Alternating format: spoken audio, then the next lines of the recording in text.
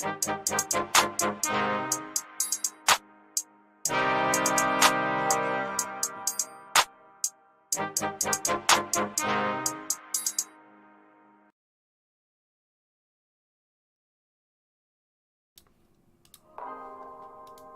everyone, happy Wednesday. Hope you like that intro. I was just messing around with some Twitch stuff. I just got one of these cool little Elgato stream decks. I just hit the mic. Let me see if I can hold it up.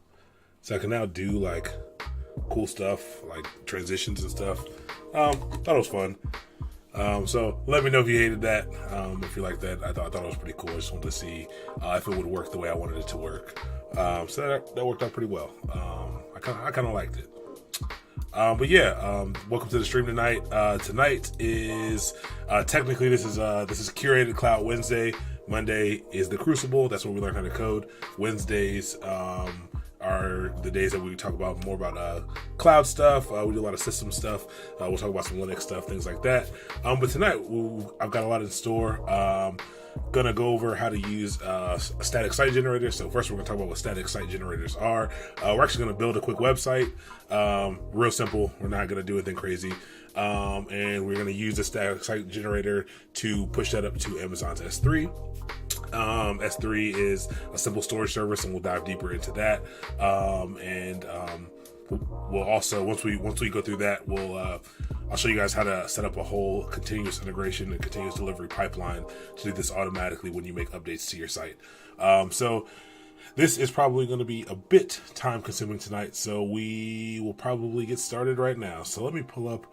I made a few slides. I don't usually make slides. I made a few slides to kind of give us all an intro to this, and we'll see what we can do with this. So let's present this.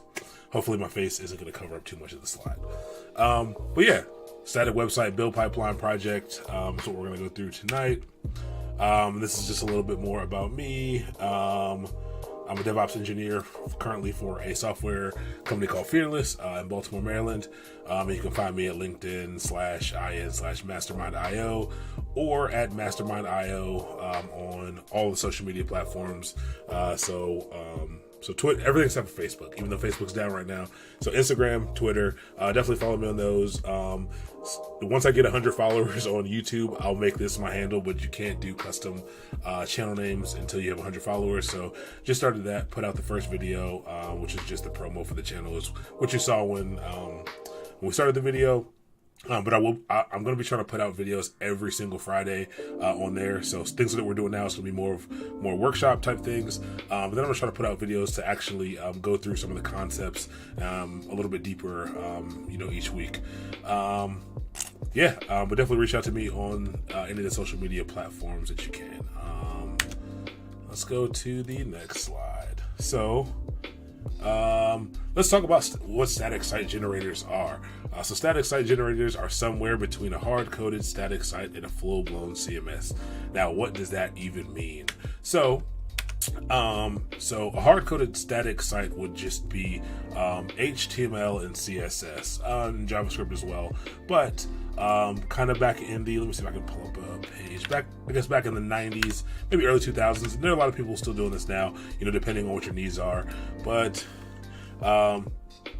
your website would just be coded with, hard coded. You deploy it, and whenever you need to make changes, you modify it and you push it up. These were static files. Static being that they didn't change. There wasn't much dynamic about them. Really, nothing dynamic about them. These are for informational websites. If you go to like a Wix or a Weebly, the sites that you're able to build with those are somewhat static sites. They are static sites. I think those are backed by CMS, but I'm not 100% sure. But yeah, so this is just your flat files with your code written in them. You style them yourself, and that's what a hard-coded static site is. A full-blown CMS, on the other hand, is something like WordPress. So CMS stands for Content Management System, and so full-blown CMSs are sites that are backed by a database, and it consumes. you can create content, and it serves up content, and it has logic in it. It has styling and things kind of built in to kind of help make it easy for you to deploy and to make changes to a website to do cool things. The problem with something like WordPress, go to WordPress.org. Again, it's backed by a database. There's a little more overhead here, and it also needs things to run like external services like PHP, web servers. You need something like Apache or Nginx to run it as well. Again, you need a database, so you need MySQL, MariaDB as well. So they're a little bit heavy. They're a little harder to manage. The upkeep is a little more difficult. You got to upgrade them and things like that. So these static site generators are somewhere in between that. Somewhere in between the super easy hard-coded static site and a full-blown CMS that has a lot of dependencies, a lot of things you need to run. But why would you want to use a static site generator? So one is speed. So hard-coded flat sites are very fast. So static site generators are extremely fast because they don't need to do any processing. They just serve back flat site files for you, so it's very quick. And then security, because there's nothing dynamic, there's really nothing to exploit here. You can't do any weird like man-in-the-middle attacks, or you can, but it's difficult to do things like that. It's difficult to do things like SQL injection. Well, you can't do SQL injection because there's no databases. But yeah, there's really nothing to exploit here. Someone could gain access to the site files, but that's no big deal. You can replace them, you can move them, or do whatever with them. It's not as big of a deal. It's easy to remedy if something was to happen. Scalability. So what does that mean? That means it is as your site grows, as you start to get more traffic, it's easy to scale. So you're not really worried about, you don't have to be worried about a web server, and that's what I'm going to show you tonight. You can have this behind a web server, but even if you did, it's very easy to scale because these are just files, and you can just stick more behind a load balancer. You can stick more servers and things behind a load balancer, and that makes it very easy for you to scale up, as demand increases. And then version control. So a few weeks ago, I did a Git stream, and so this is Git is a source code repository. It's a way to version control your application code or your site code, and because these are just flat files, any single version of the website can be recalled from history. You can keep the entire history of your website inside of version control. So that's why you would use a static site generator. And then these are a bunch of the static site generators that are out right now. So the biggest ones, Jekyll's probably the most mature, most mature by a substantial margin. Actually, Jekyll's backed by Ruby, so you got to install Ruby. But Jekyll, I think, has the most plugins and all kinds of cool tools for you to use. Gatsby is a newer one, but which is a great one. This is one where you can actually, this is Node.js. It's backed by Node, JavaScript. That's what a lot of people are using to learn how to develop, and a lot of people are developing in JavaScript nowadays. But it actually uses React. You can build really cool static sites using React, which is pretty cool. I've only recently been diving into Gatsby, and it's very powerful. And the one to the left of that is Hugo. So this one is backed by Golang. For anyone who's been watching the stream at all knows I like Go a lot. Hugo is kind of my default, just because I think it's pretty simple, but it's not too different from Jekyll at all. So whichever one I'm going to go over Hugo tonight, only because I already have Go installed. I have all the dependencies installed. I don't have Ruby and all the things I need for Jekyll, and Gatsby's a little more involved than Hugo is. So we're going to go over that, but once you can see the concepts in one, you can very easily apply it to any of these other ones. All these other ones are good as well, but these top three are the three kind of biggest ones that are around right now. Cool. So we talked about static site generators, and that we're going to host them inside of S3. So what is S3? S3 is an AWS product called Simple Storage Service. This is one of their largest services that they have. This probably has probably the highest user base. And so simple storage servers, what does that mean? Think of something like Dropbox. Dropbox, I'm pretty sure in the beginning was backed by S3. It is an object store. So you basically just take your files, you throw them in there. That's all it does. Nothing really special about it. But S3 does have some additional features besides that file storage paradigm that you can use it for. And again, and these are some of those things. It's low cost. It's durable. So it has something called 11 nines of durability. 11 nines means it is 99.999999999. I don't know how many that was, but 99% durable, because they do replication in the back end on your files and stuff. So you'll pretty much never like lose this stuff. You'll always be able to get it. You'll always be able to access it. So you don't really need to worry about that. It's very safe, but it's scalable. So you don't have to worry about scaling up web servers and things around it to be able to access your stuff, or whoever's accessing your files. You don't have to worry about that. So the availability is amazing. It's always available, durable, and available. It's very secure. You can control access to the S3. They're called buckets. You can control access to the bucket. You can control access to individual files, individual objects, things like that, which is pretty cool. So it's very secure, flexible. You can do a lot with it. You can change it very easily, and it's low cost. Again, that was the first thing we talked about, and then that's going to be the last 3 points. S3 is very, very, very low cost, and that's why it is a great thing for you to use here. So let's go to the next one. So what is CI/CD? This is going to be the most difficult topic we talk about tonight. This is a huge topic, especially in the tech industry right now. CI/CD is very important. This is really, it's really CI/CD. And so what that means is continuous integration, continuous delivery, and continuous deployment. And so what does that mean? I have the tagline here below: integrate, and deliver continuously. So, continuous integration is developers write code. You've got your website. Either you or a developer on your team write some code, and you want that code to be pushed into the main code base as often as possible. So if we're using Git and GitHub as our source code repository, we've got our the master of our code base, and we're kind of doing work on that. When a feature is done or when a piece of code is done, we want to be able to integrate that into the code base as fast as possible. So continuous integration is the act of adding that code to the code base, and then running some tests against it. So when you do this, you want to make sure your code is quality code. You want to make sure you don't have any bugs.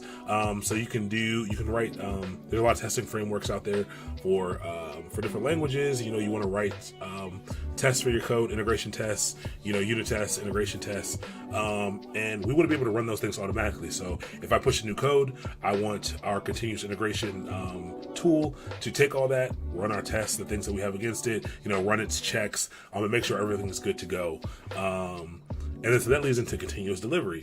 So continuous delivery is taking, the output of that test. If our code is good, everything is good to go. It's creating those assets, those resources, those artifacts that we need to deploy our application or our website or whatever it is, and putting them somewhere for us to use. Whether that be an S3 bucket, which is going to be what we do tonight. It's going to be an S3 bucket, or whether it's pushing it to a server, or whether it's pushing it to a data store. That is continuous delivery. Taking what we continuously integrated, taking the thing that we integrated, and delivering it as a deliverable package, as a deployable package somewhere. And the last CD is deployment, and that's continuous deployment, and that's actually the act of automatically getting that package or those artifacts that we got deployed. And so that may be a little bit of a weird concept, but as we go through this, I think you'll definitely start to understand what that means. And this is just kind of the default imagery that kind of goes along with CI/CD and DevOps, but it's just this continuous loop of basically you build, you test, so that's the developer building over here, testing, having those unit tests, those integration tests that the CI server runs, and releasing it, so that's the continuous delivery part. So it's build, test, it's releasing it, and so releasing does not mean deploying. And so we get to the deploy. So, our artifacts and our packages are released. They get deployed. It runs out in production. We monitor it. Get metrics back on what's going on. We plan. And we start the whole process over again. We code, build, test, and you just kind of keep going through this continuously. And so, what would you say the biggest barrier to widespread adoption of CI/CD is? The biggest adoption is, I think, testing suites. I think people have a hard time integrating good testing suites and good testing. Some people kind of do CI/CD for the sake of CI/CD. They kind of just push their code and have the CI server kind of just move their code off to something else. Or they use it as a build tool. Using it as a build tool is cool too. But I think that the biggest barrier, one, is those testing suites, and the second biggest one is organizations not understanding its value. And I think it's something that until you see it in action, you don't understand how many bugs and things happen. I think you don't understand that feedback loop until you can kind of see that in action. It's hard to understand how efficient and how much it can help your organization or your process. People have been doing things one way for a long time, so this is relatively new, but it also the shift into CI/CD is it can be a heavy lift. You'll see tonight that this is actually there's new tools out and platforms that make this very easy, and so it's not super time consuming anymore as it used to be. But yeah, the biggest barrier is lack of understanding and not having actually a good enough testing suite to make this worth your time. Cool. So that's all the slides I have. We're going to hop right into kind of the workshop, I guess. And we will start by, I don't think I have Hugo installed in this VM, so I'm just going to Google how to install Hugo. So I know I already have Golang installed, which you need to run Hugo. And let's just click this. And so this is also going to be a good, anyone who's not used to doing things like this will probably be good to show you how to, read through tutorials, read through documentation. We're actually going to read straight through the Hugo blogs to be able to do the CI/CD part of this. But let's see, install Hugo. Let's do this inside of the VM. I'll make this a little larger so we can see. This shouldn't take too much time at all. And Gaffney, I hope that answered your question. Have you seen any? Have you ever been anywhere that tried to implement CI/CD and ran into any problems trying to get it, adopted by the organization? Or any problems you've seen, in your day-to-day? Let's see.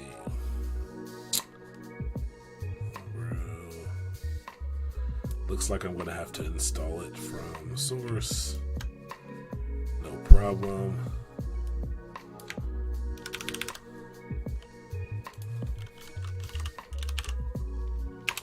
So I'm just making a directory here. So I'm going to do most things through the command line, just so people can get comfortable seeing it. I want to make it clear, if you don't understand what's going on, it's okay. Most of being in the tech industry is not knowing what's going on and learning how to be comfortable being uncomfortable. Take it as much as you can, as I'm doing things. Just kind of remember things. You don't need to remember, syntax of everything that I type. Don't worry about that. Definitely pick up the wider concepts. And don't worry about not knowing this now. As you start your journey of learning more things, your mind will call back to the things that I'm doing now, and you'll pick up on things a lot faster. Had a good pipeline. Making the testing suite was definitely the most time-consuming part. Yeah, for sure.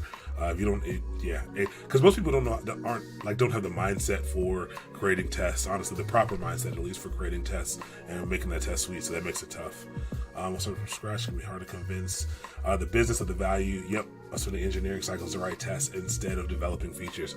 Absolutely. It is very difficult to convince an organization that hasn't bought in on it yet that, making sure the code that you do right is good automatically is worth the time, and worth the trade-off of developing more features. Now, it is a very tough thing, but, organizations are starting to get it. it's a lot safer to be writing these tests and make sure things don't break. During this feedback loop that I showed you, which was that little infinity build thing, having a good CI/CD pipeline in place will before bugs actually get onto production, the process will pick those things up so that you don't lose any money, out in production with a broken application.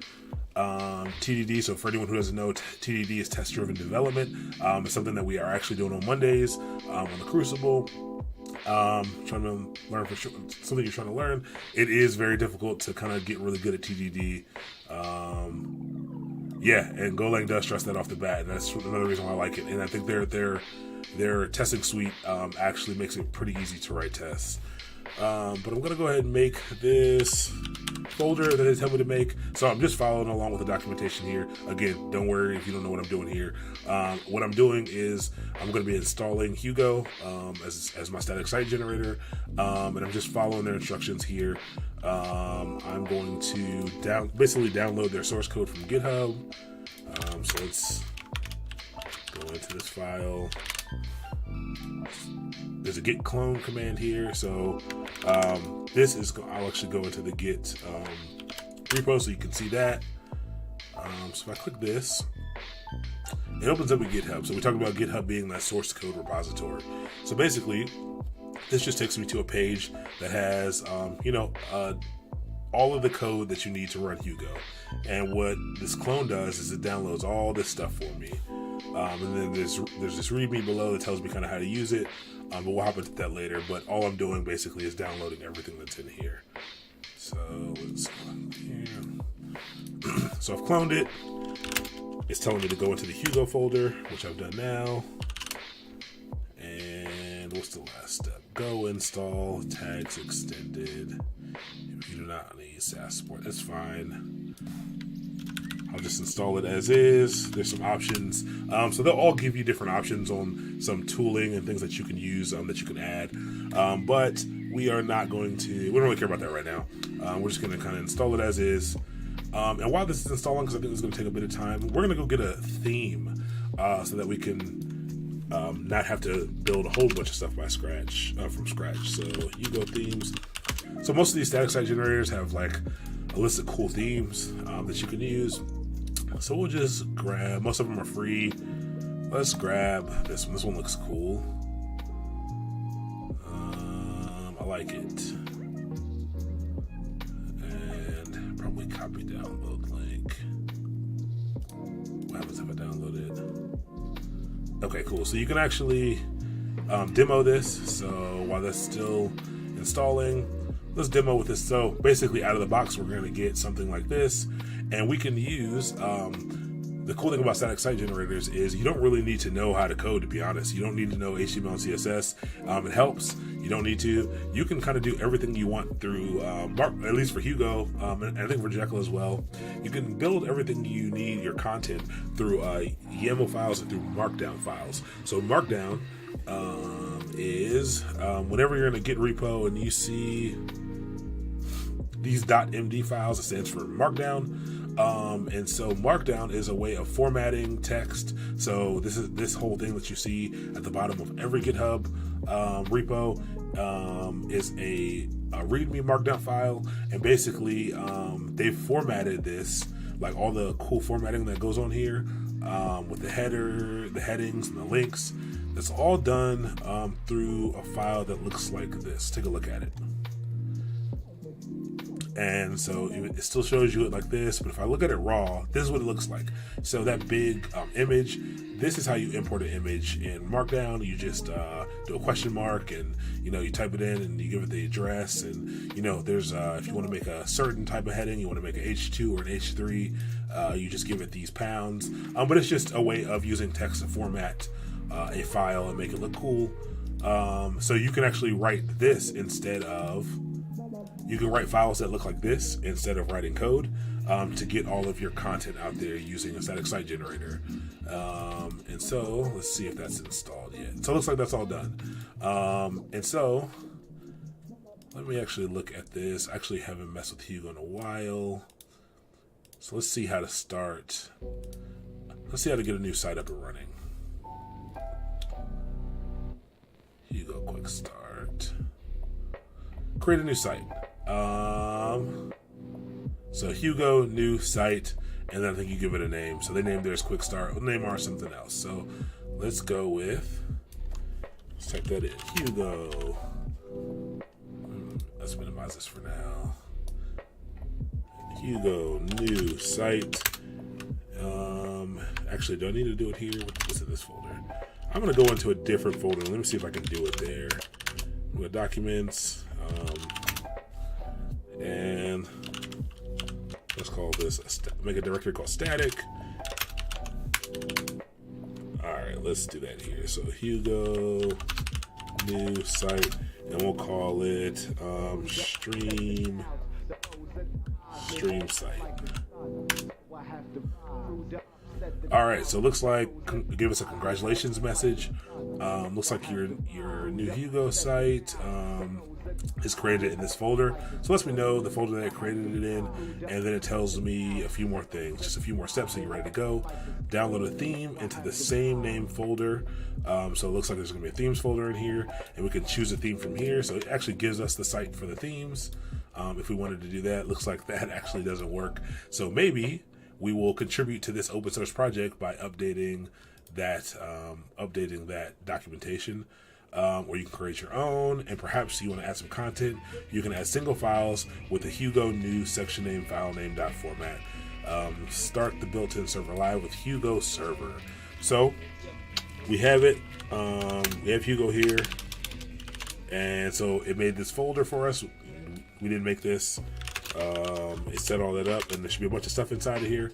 So Hugo, when we do that Hugo new command, that set up all this stuff for us. So now we got all the files that we need to run to have our website. So I wonder what happens if we do the Hugo serve command. So Hugo serve should spin up a Hugo server for us, and start to serve these files locally so that we can take a look at them. All right, so a bunch of stuff pops out, and it lets us know that this site has 3 pages, and it gives us some other things. It has a site map. It tells us how fast it built. So Hugo is actually very fast. It's pretty cool. It tells us how fast it built. Actually, I'm gonna make this a little bigger for everyone. I can press Control-C to stop it. So it also tells you where you can access what's running. So let's actually click that. So localhost 1313 doesn't look like it gives us anything because we haven't, I don't think, because we've installed a theme or anything, I believe. Maybe, I don't know. So that's currently not showing us anything. Let's hit Control-C. I'm going to make this a little bit larger so we can see.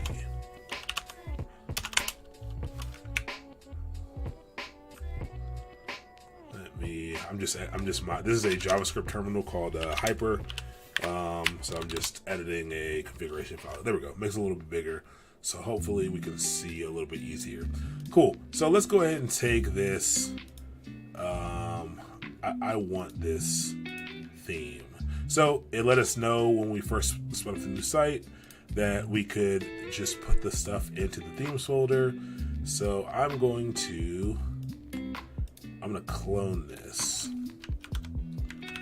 Actually, I'm going to use SSH. I think I'm set up for that. So it looks like there's a themes folder here. So I'm gonna change into it. What's in here? Nothing's in here. I'm gonna git clone. Paste that in. This is gonna pull down all the files here.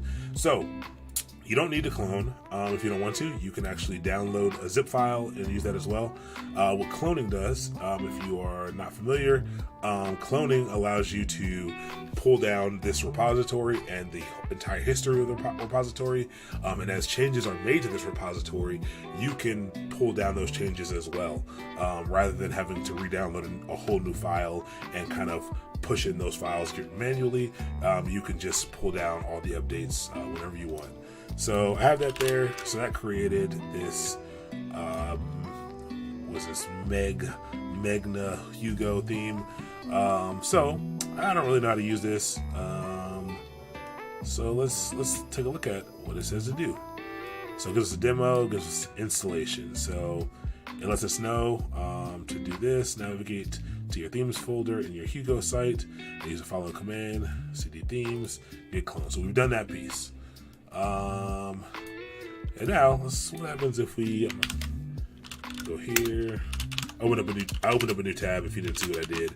So I just have 2 tabs up here, so I can work out of 2 different ones.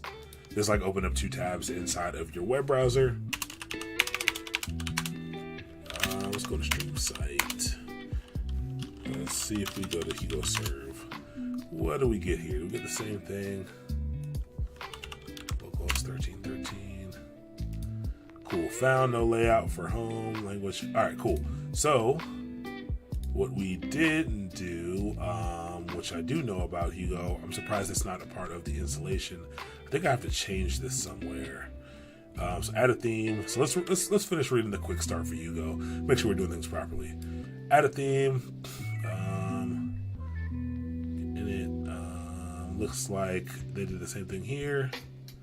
And then they put this into a config file. So looks like we have to tell we have to edit a configuration file in here to tell it which theme to use. So looks like there's a config.toml file. I don't actually know what a toml file is. And then I need to add a line for theme, and I need it to be the name of. Looks like I need it to be the name of the folder. So I'm going to add a new line here.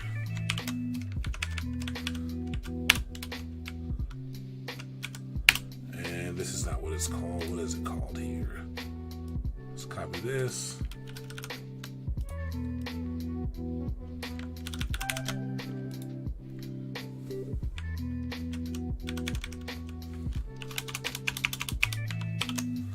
All right, let's see if that works.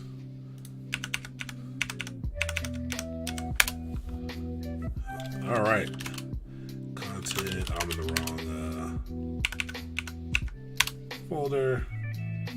Now let's see what happens. Boom! Just like that, we have a site that's spun up. So it's not perfect. Looks like there's something going on with it, but just like that, all we did was grab a theme, and it spun something up for us. Let me see. Why didn't that work? Let me see something here.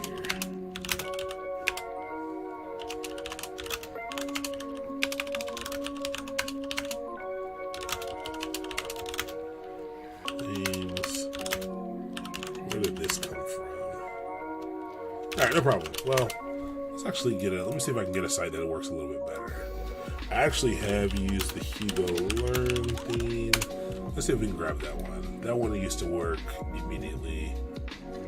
Let's try a different theme.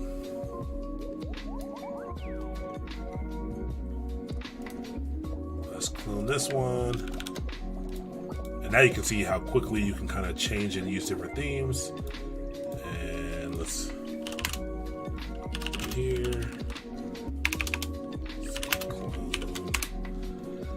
We'll clone that. And what's that called? Hugo Learn theme. Let's modify this. Let's change the theme.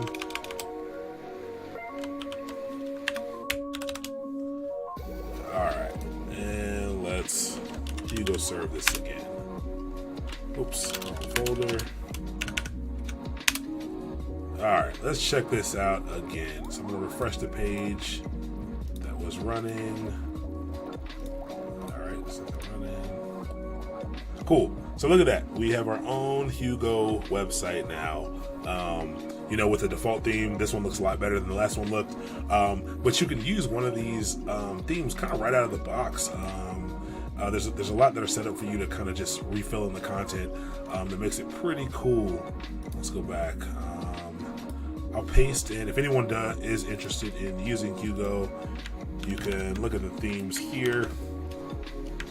I can't even paste because I don't have bidirectional copy paste working in this VM. So what is this? Themes.hugo.io. So if anyone wants to check out any themes, you can definitely go there. Check out all the ones you have to kind of get up and running pretty quickly. It looks like they have a bunch here. But cool, just like that, we already have a site running now. That's super fast. And in it, it tells us kind of what we can do. The site is working. Don't forget to customize this page with your own. You typically have 3 choices. You can create an index .markdown file in the content folder and fill it with your markdown content. So let's do that. Let's choose the very first one. I like that. So we're going to use Visual Studio Code here because I like the syntax highlighting. Oops. Go back into where the site is. Cool. I'm gonna run code. This is gonna launch Visual Studio Code right here with inside of the directory with all the files and things that I need. And cool. So it let us know. Let's put these side by side. It lets us know, hey, you can create an underscore index.md file document in the content folder. So here's the content folder here. I'm going to create a new file and I'm going to call it underscore index.md. Cool. So now I got this here, and you can fill it with your markdown content. So let's look at a markdown cheat sheet.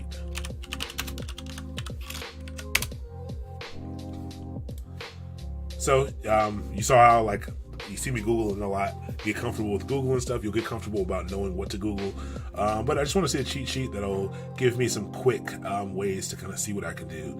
And so this kind of just shows me how I can get different headers. So if I put one pound sign or hashtag, I can get an H1. 2 gives me an H2, and these are different size headings. You can do things for emphasis. So it shows us that if I want to make something italicized, I can put asterisks by it, and it kind of shows us here, down here, what the representation is up here. Or you can put underscores, double asterisks, or double underscores if you want to make it bold. And so you can see how Markdown is just a different way of using, characters to format text. So let's make a quick heading real quick. Let's make an H1. And we're going to say this is our really cool web page, and we're going to save that, and we'll take a look back here. Let's see what happens. Thank you for the follow. Actually, this is actually a good time to let people know I am raffling off next Wednesday. So today's Wednesday. Next Wednesday's live stream. I have an Amazon Echo Dot here that I got from an Amazon event that I'm going to be raffling off. If you're a follower, you'll automatically be enrolled to win it. If you are a subscriber, if you got your Amazon account hooked up here and you use your Prime subscription, you'll get 5 entries into that contest. But I'll raffle it off. We'll probably write a quick little program to pick a random number. I'll generate a list, do something cool like that. But someone will get it. So if you're interested in it, you want one of these new cool ones. I have some old ones that I don't even use, but we're kind of a Google Home Mini household over here, but I will be raffling that off. So thanks for the follow. I really appreciate it. But we'll say this is our really cool webpage, and we'll save it. And look at that. As soon as I save it, it automatically refreshes for us. So you didn't see it. It lets you know that it detected a change, and then it's going to rebuild the site for you. It lets us know what file was changed and that I wrote to it, and it took 4 milliseconds and it updated for us. So you can see, just like that, we've we're creating a website, and this is our homepage of our website. We've got some cool stuff here. So this is our really cool webpage. You can see if I just add in an exclamation point, save it, it'll pop up on my webpage. So cool. So let's do some other cool things. Let's add some more content to the page. Let's use our Markdown cheat sheet we have over here to add something else. And let's say we could just type out. So I think if you just type in Markdown, it's just going to be words. We really love making websites. Save it. Go back to our page. And cool. It'll put it here with no formatting. It'll just drop the words right onto the page, which is pretty cool. And then let's add in some things to add some emphasis. And let's just add in some of these to websites. And you can see it automatically made it bold here inside of VS Code. That's why I like VS Code. It kind of lets you know what you're doing without even having to, gives you a visual representation of what's going on. So it kind of confirms what you're doing. And then we'll just test, like, we'll do a strike through here because I think strike throughs are cool. I might spell that wrong, but that's just two squigglies. Let's see what VS Code actually does with that. Nothing. Let's go back to our site, see what we have here. Cool. Strike through data. So again, you can see how this could be really cool and really easy if you didn't know a lot about tech, you didn't know how to code your own websites, but you wanted to make an informational web page. Let's actually go ahead and add an image. I actually don't know how to. Let me search the page. Images. So here's our logo. This is.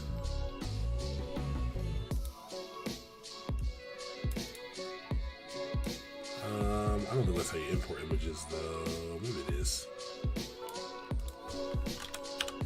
Markdown. Import image. Maybe it'll take us to the same thing.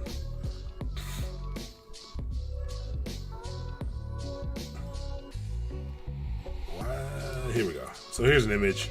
I guess we can give it an alt text name. Okay, that makes sense. So let's grab an image from online. I guess I can call it something like stream image for the alt text. I believe that's what it's for. And then I think I can give it I can pass in the link to an image. And so I think we can do funny memes. Spell that wrong. But let's just grab it. This one's safe. You never know what you're going to get when you type in funny memes online. I'm surprised this pops up because Facebook is supposed to be down. I just want the image. That's too long. Let's see here.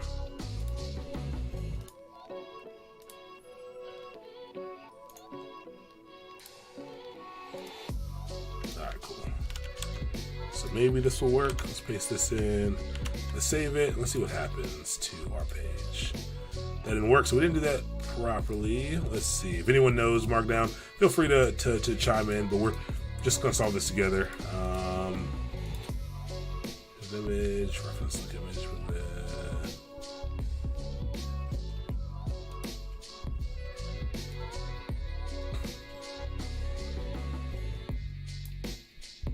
Can I not put this in here?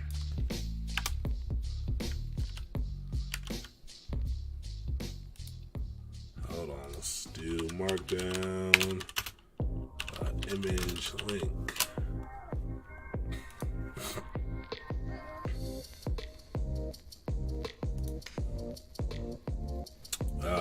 Okay. So it looks like it's a little bit different. It looks like looks like everything is in. Let's close these. Let's put an exclamation point here. Let's call it stream image. And then looks like it's in quotes. And I'm just following, if you don't know what I'm following, I'm just following this. It looks like you probably can't see it. I'm just following the Stack Overflow, and I didn't even really look at it well, so this could be wrong. You probably shouldn't go as fast as I'm going. Oh, maybe this is if you want to do multiple ones.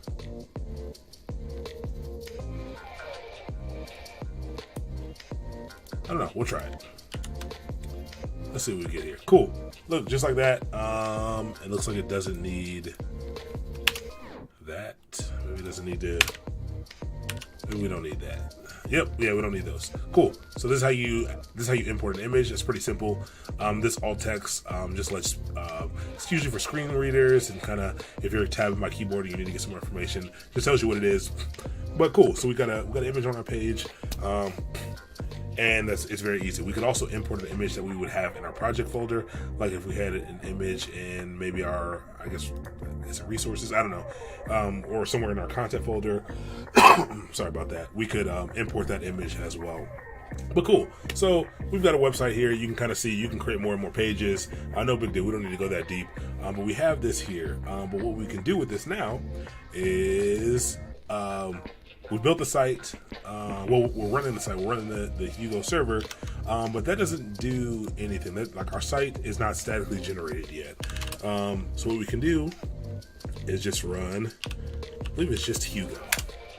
Cool. So when you run Hugo, it takes it goes through all your files, everything that's there, and it builds it, and it generates these static files, and it puts them in a folder. So you can see here this list of files. This list of files and folders. If I do another listing, you can now see that this has one extra folder called public. So it generated everything in 31 milliseconds, and let me see. Up here, there's no public folder, and after I ran Hugo and it built, it generated this public folder. And so let's go in there. So this public folder is a bunch of statically generated web pages. So we've got a 404 HTML, and we've got an index.html, and we can look at those things. They actually opened up inside here. There's a 404 HTML. It's just some HTML. We didn't write any of this. It was all generated when we ran that command. And this is, an index that kind of just took everything we built with Markdown and the theme, and it kind of merged everything together and kind of spit out what we have here. So we have these files here, and I don't know if anyone knows, but you should be able to, let's go into that folder. You should be able to click on HTML files on your computer, and it will open them up locally. So public, if I click index.html, okay, it spins up the site. Looks like it messes up with the CSS, but no biggie. It opens up and it tries to, you can see here, this is a address that's on my computer. Thanks for the follow, appreciate that. But it spins up, it accesses everything on my computer. It looks like some CSS is missing. No big deal. That's just probably because I clicked on it locally. But we want to be able to serve that. We've made our cool site, but now we want the world to see it. We want to put it out there, whether it's a business site or a project we're working on. We can do that with Amazon's S3. So I'm already logged in to my Amazon account.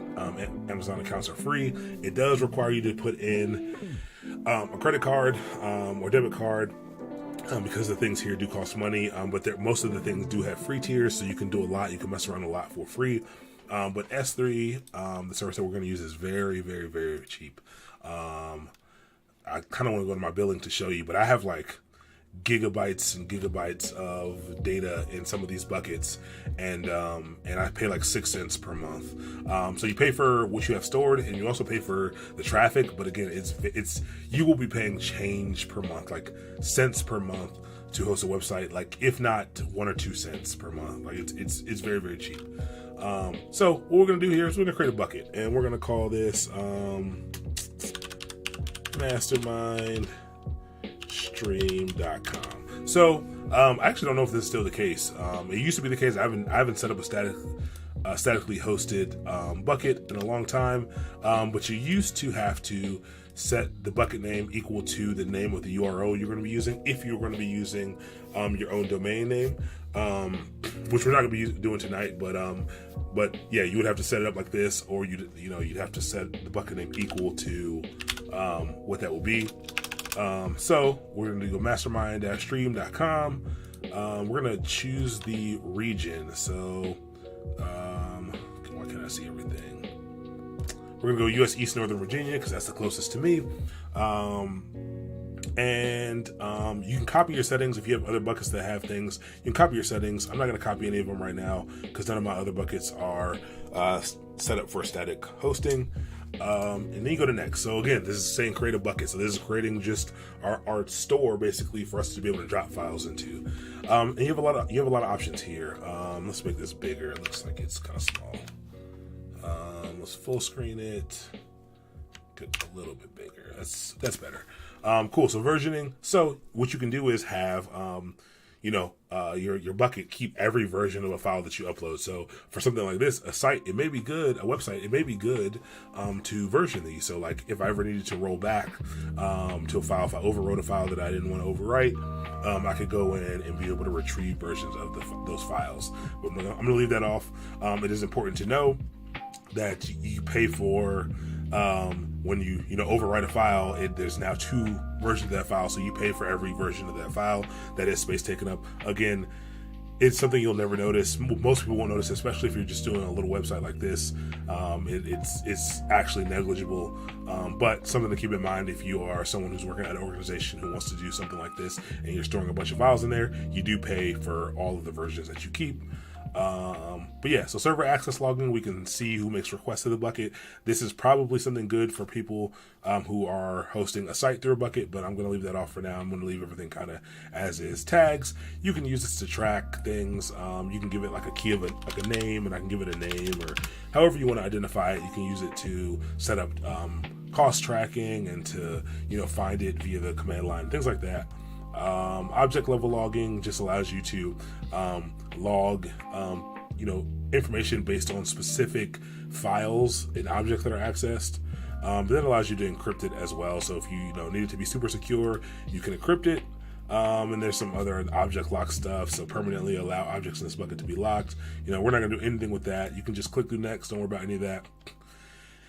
In here, the public access settings for this bucket. So this is important. We do want people to be able to access the things in our bucket. So we don't want people to be able to put stuff in it, but we do want people to be able to read the things that are inside of it.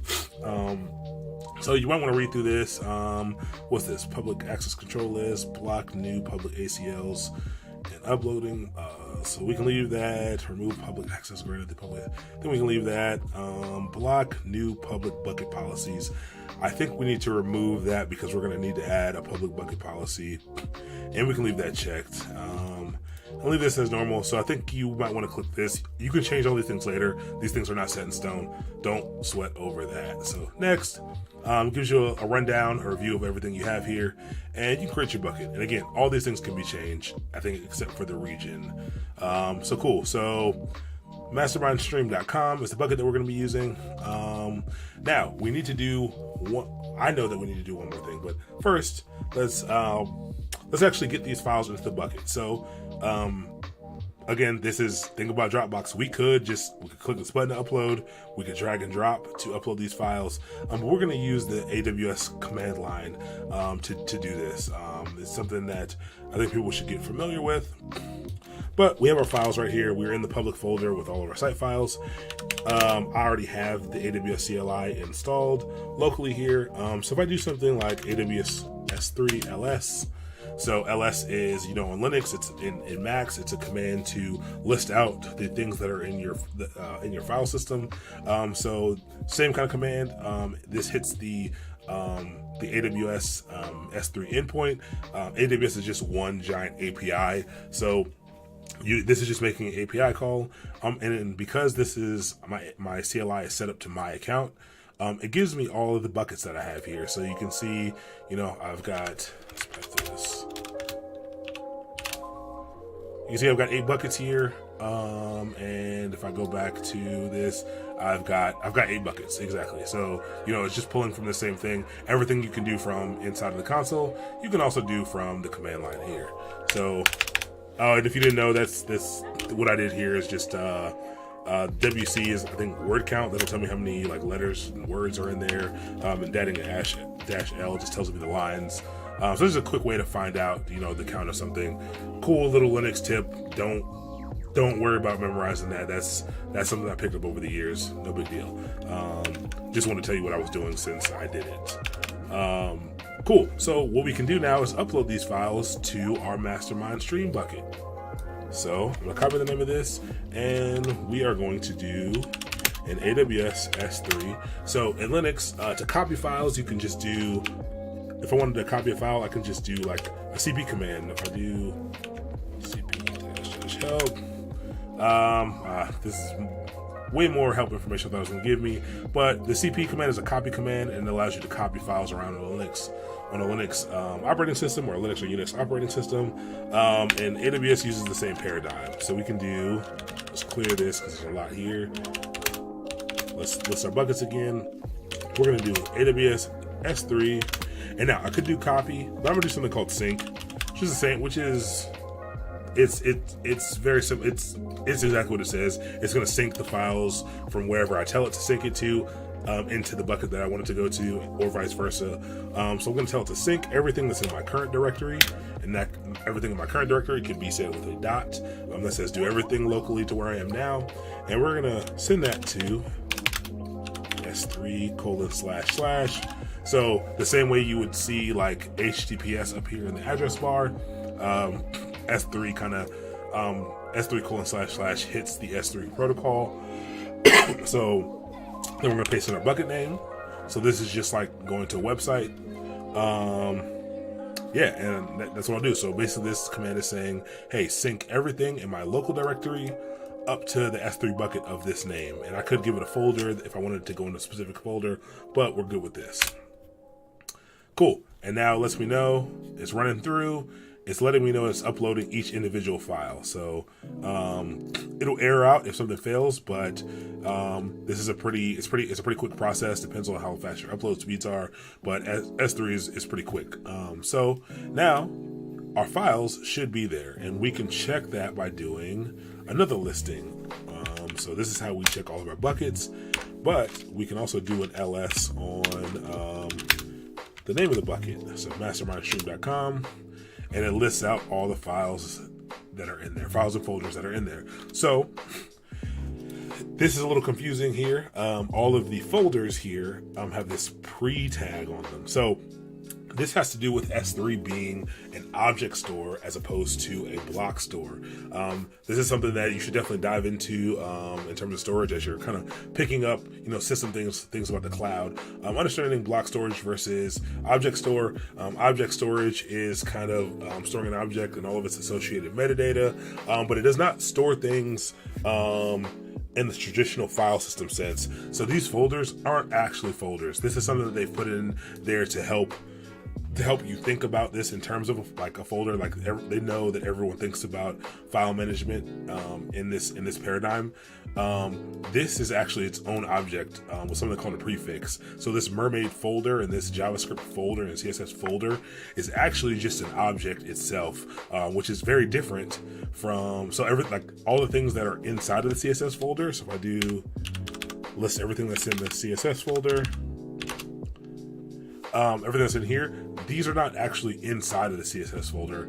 They're just new objects with the name CSS/this. Like the name of this object itself is actually CSS/this, which is a little weird, a little difficult to wrap your head around sometimes, but important to know that this has to do with object storage. These are not actually folders. So these are prefixes, but cool. But our files are in the bucket that we can see. And if I click back into the stream.com, why didn't that show me? Yeah, there we go. Refresh. Cool. All the files that had nothing in here before, it shows all the things we just uploaded. They're in the bucket. Again, think Dropbox. We just dropped our files into there. Cool. This is great. So we missed one big step, but that's fine. It doesn't matter the order here. We did that. Let's go to properties here. So once you create the bucket, you got to go into properties, and then you have to enable static web hosting. So hosting a website, you generally need a web server. You usually need a web server, but you don't really need one for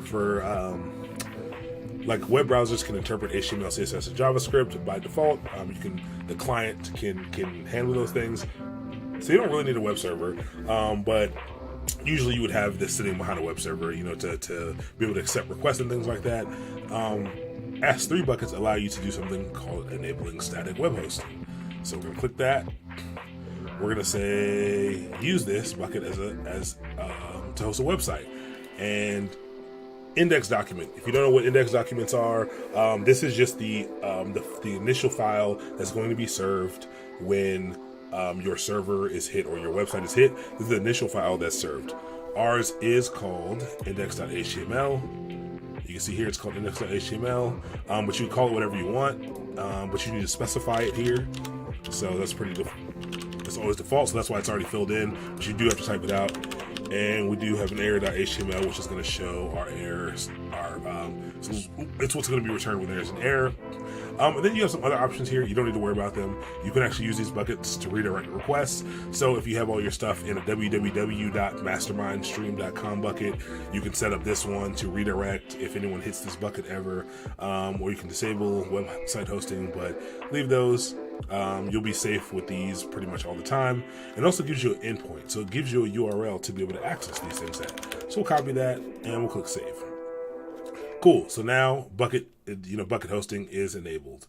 Let's go back and let's try to hit this endpoint and let's just see what we get. Cool. So we did hit the bucket properly, but it gives us this 403 forbidden message. It is good to get up to speed on what server status codes are. 400 errors are server errors, and usually they're permissions errors. So this one is forbidden. 404 is not found. I forget what 402. There's a bunch of them. You'll kind of get to know them over time, but it lets us know that access was denied, and the message that we got back from the service is access denied, and it tells us what we requested. Don't need to worry about all this other stuff. Just know that the access was denied when we tried to hit that endpoint. Amazon is all about security, so by default these buckets are inaccessible to anyone not affiliated with my account. So what we need to do is explicitly tell the bucket, hey, we want to be able to serve everyone these things. I need to change our bucket policy. So there's a few ways to do this. Just so, again, I like people to get comfortable with using the tools that they have available to them. Instead of copy and pasting from somewhere, I'm going to click on this policy generator at the bottom. So these policies, because Amazon is just a giant API, everything is in JSON. Everything's in JSON. So it wants you to put this in JSON. So let's make this a little bit bigger, because they help you generate these policies because they know everyone doesn't know how to do these things. So what type of policy do I want? That's part one. I want an S3 bucket policy. And then I know that I want to allow, they need to change the wording on this because I haven't done this in a while, but principle is not a good word, but cool. It's asking us what we want to do. A statement is the formal description of a single permission. So I want to allow, I know that I want to allow everyone. So I'm going to put a star in here. And that's for everybody. I could put specific IP addresses or IP address ranges in there, or comma for individual IP addresses, but I'm going to put star because I want everyone to be able to access this. Service, Amazon S3, I could change it to all services. I could change it to, any other specific service Amazon has. And what are the actions? So this is something that you may have to go back and forth and research. But I know that I want everyone to be able to get an object. So there's a lot of things in here, and we can talk about what some of them are. So I obviously don't want people to be able to delete my bucket or delete an object. I don't want you to be able to delete anything inside of the bucket. There's a lot of options in here, and Amazon gives you that granularity to make it as secure as you want it. So I only want to give people access to get objects, and get is a web request. There's gets, there's puts, there's posts, there's a bunch of web requests that you can do. But when someone requests objects from this bucket, I want to allow them to be able to get that. That's what they need to be able to. When you make a web request, that's what it's doing. It's sending a get command usually. So I selected one action, and then I need my Amazon resource name. So this is confusing as well, but it should follow the format of ARN, which is Amazon resource name, and then AWS S3 bucket. I know that you can just go in here and copy it from here. So it'll be right at the top of the bucket policy. And we'll paste that in, and we'll click add statement, and it'll come out and we'll generate policy. So it'll give you some JSON. JSON is I don't know how do you explain JSON? Let's go with what is JSON, because I don't want my words to not work work with this. So JSON stands for JavaScript Object Notation. So JavaScript is an object-oriented language where you can use it as an object-oriented programming language. And there's these things called JavaScript objects, which you can use to manipulate, which you can use to control things.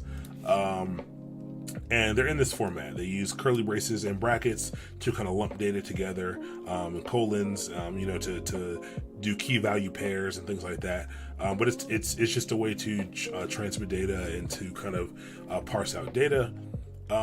So it gives us this JSON object, or this JavaScript object in the form of JSON, and we just paste it in here. And click save. Does not apply to any resources in statement. What does this mean? Principal stream. Oh, okay. I think I have to add a /star for every, so not just the bucket, but I need to give it access to everything in the bucket. So I need to give it a file pathing of /star, I believe. Cool. So now it lets me know immediately that this bucket has public access because Amazon, again, security is at the forefront of everything they do. So it lets us know, hey, with a big warning message, you've given the public access to this bucket. I just want to make sure you know what you're doing. And that's cool. No problem. They highly recommend that you don't, but all good. So now if we refresh this page, okay, why did that not work? Let's see, properties, overview. Let me get forbidden. What did I do here? Bucket policy. I did something wrong here. MasterMindStream.com bucket. Get object for everyone, allow. That looks to be right. Why? Whoops. Why is that not working?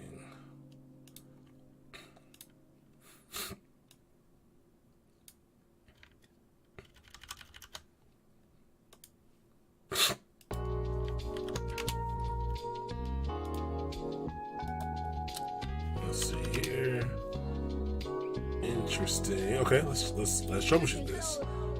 That should be work. That should be all I need to do. I'm sure I just missed something small. Static website hosting is on. Are my files in here?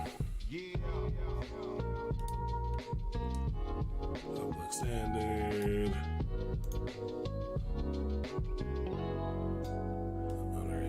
Brooks.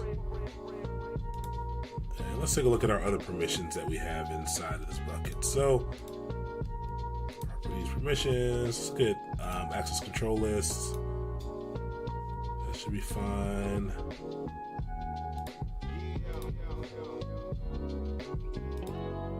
That's fine.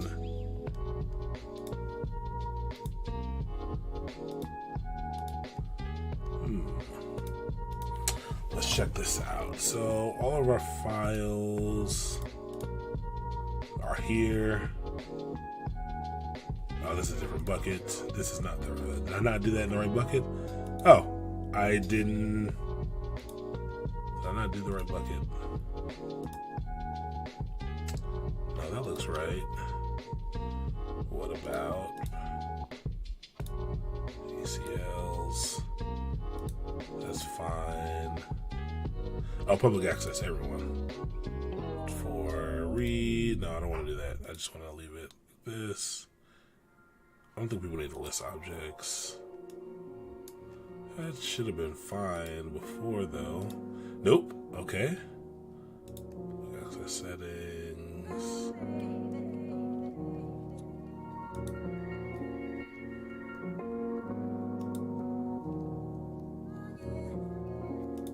I'm gonna remove all these just to see.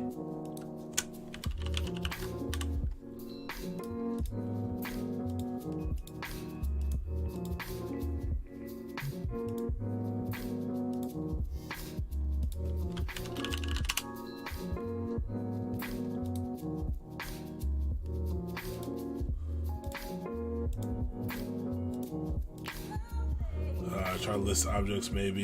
Yeah, I do not. Okay, yeah, let's I wonder, is this still up? Let me try that. It's really weird. It should be all you need to do. Where was I?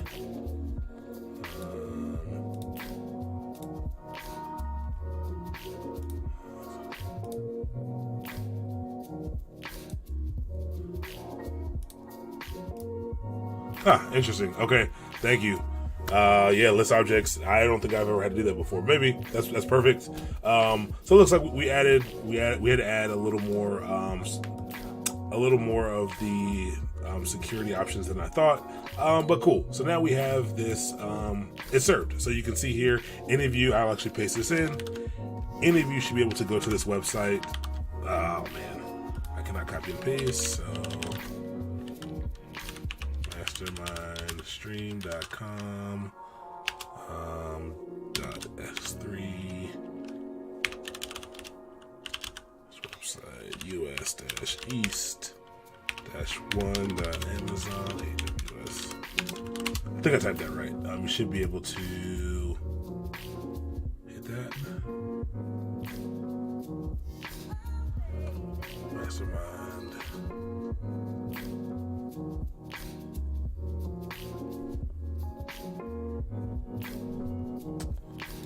That's not loading, but you should be able to hit that. I don't know why. Cool, maybe I typed that in wrong. But yeah, so what's the advantage of AWS over traditional shared hosting? So, cool. So that's a good question. So shared hosting is shared hosting is run on a normal server. Basically a company gives you, they have a server running a web server, usually Apache or Nginx. And what they do is they section off the site using some type of virtualization software, sometimes KVM, sometimes VMware. There's Zen, there's a bunch of them. And basically they give you a little tiny section of the server. And the problem with shared hosting is you're not guaranteed resources. So, if you've got say you have 20 sites on the server fighting for resources. If one site gets a big influx of traffic, that means that your server will not have as much power to play with. But usually that's it's not expensive. It's actually pretty cheap. But in comparison to this, to S3, you do not have a server to manage. So you don't have, so this is not a server. This is just like Dropbox is just an account where you can upload files to. You don't have to worry about that, the front end server for that at all. You don't have to make sure things are running to serve your content there. And you don't have to worry about any installing any applications. Again, like things like PHP, things like Ruby or anything like that to run your site.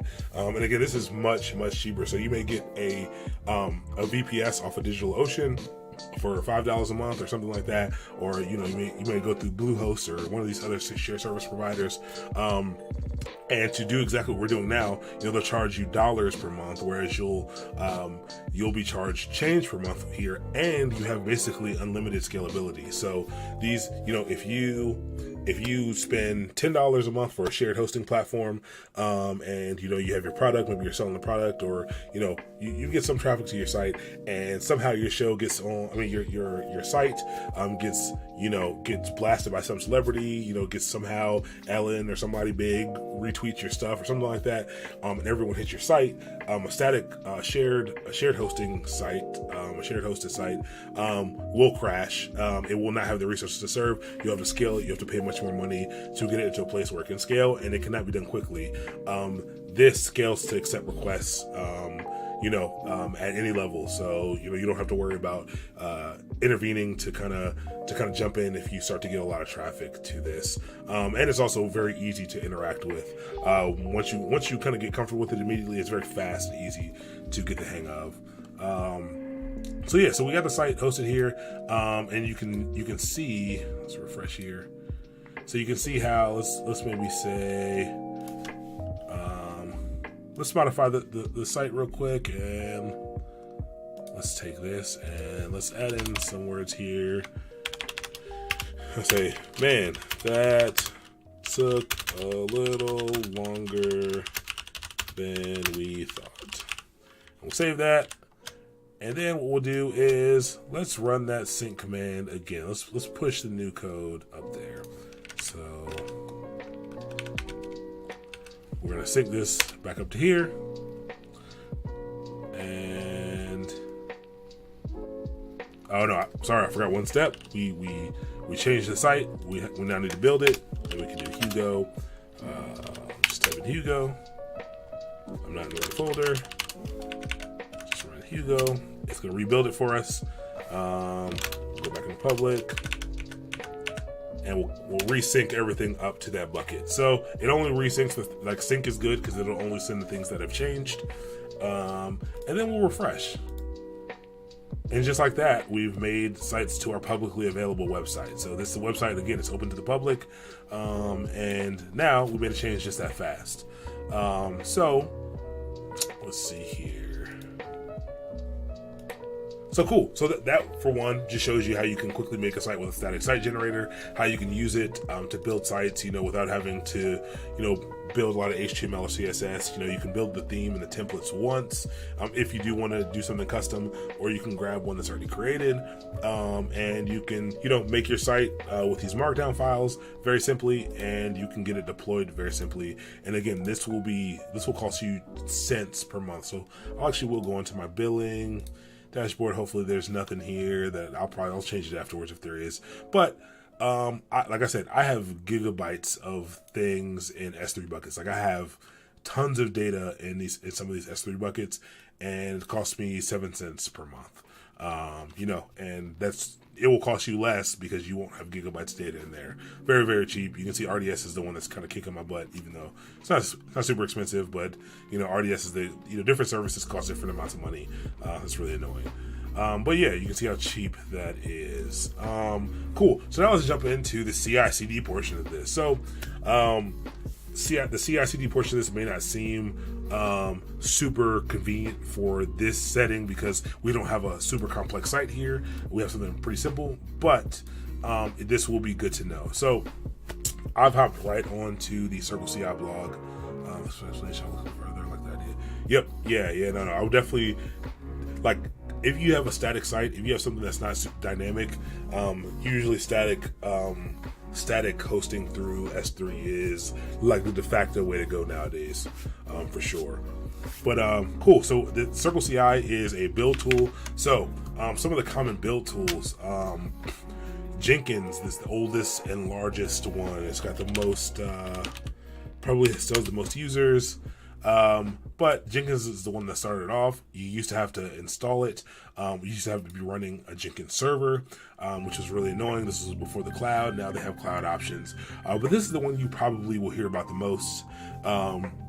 It's been around forever, and it does great things.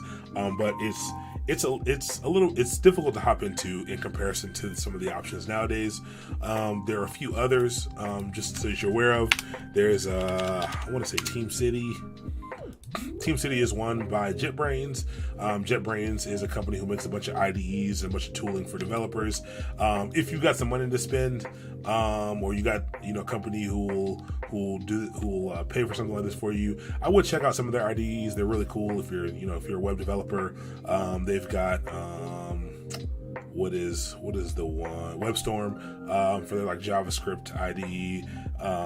IDE being integrated development environment. So this basically gives you all the tools and things that you need to be able to write code and to do things quickly with the coding language. They've got a bunch for almost every language. One of the big ones, if you're a C# person, if you're someone in that in the Microsoft side of things. I know their ReSharper is like really big. This one over here, and I've tried out the Golang one, but VS Code is really good. But check them out if you want to. But they've got a CI/CD tool, and then there's one called Travis CI, which you can use for free, which is really cool. This one is on the same level of the one we're going to use tonight. We are going to use one called CircleCi tonight, but it's very simple. You just write what's called a YAML file, which is YAML is a superset of JSON, so we just looked at JSON, which is like that key value pair thing. But you'll see how easy it is to kind of get these things set up. But use YAML, make a configuration file, and it'll build it for you. And the one we are going to use is called CircleCi.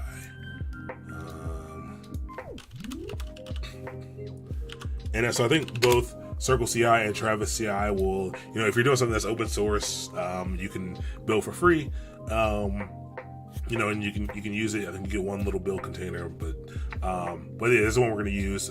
We use this, on my job. We've actually used both Travis and Circle. I've used Jenkins plenty of times in the past, and I do like Circle a lot. So let's go ahead. First, we need to actually make an account for this. So you just sign up. I'll sign up. I don't know if I'm logged into GitHub here. Let's see. Let's sign up. So cool. Sign up with GitHub. I'm going to authorize it. You can't see my hands, so you don't know what my password is, which is good.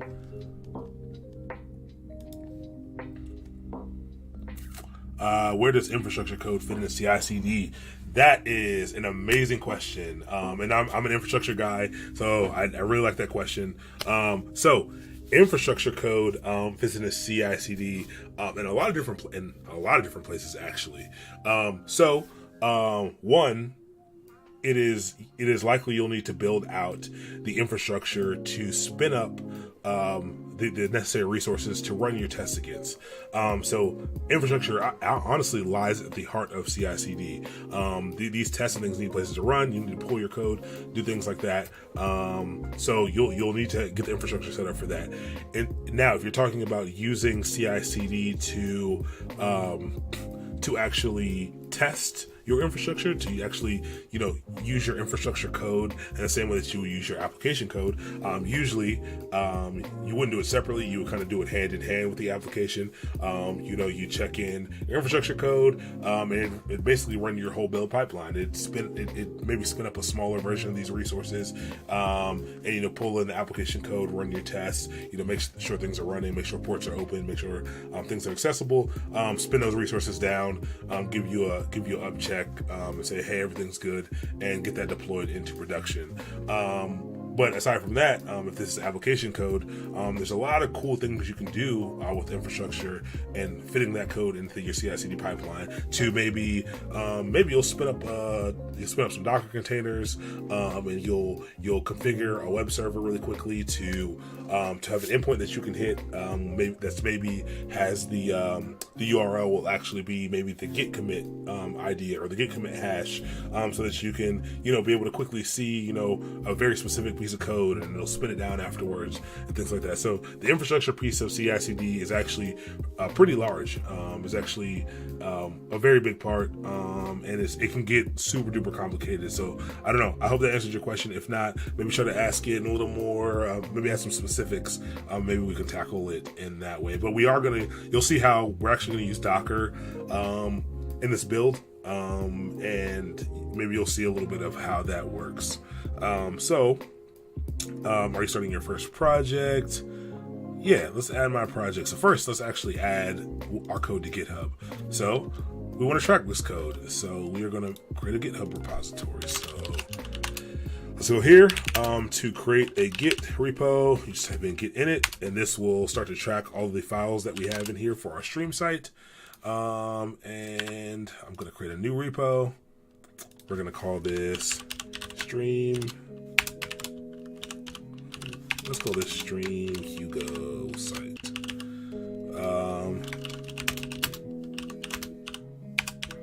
Example video site we built on stream.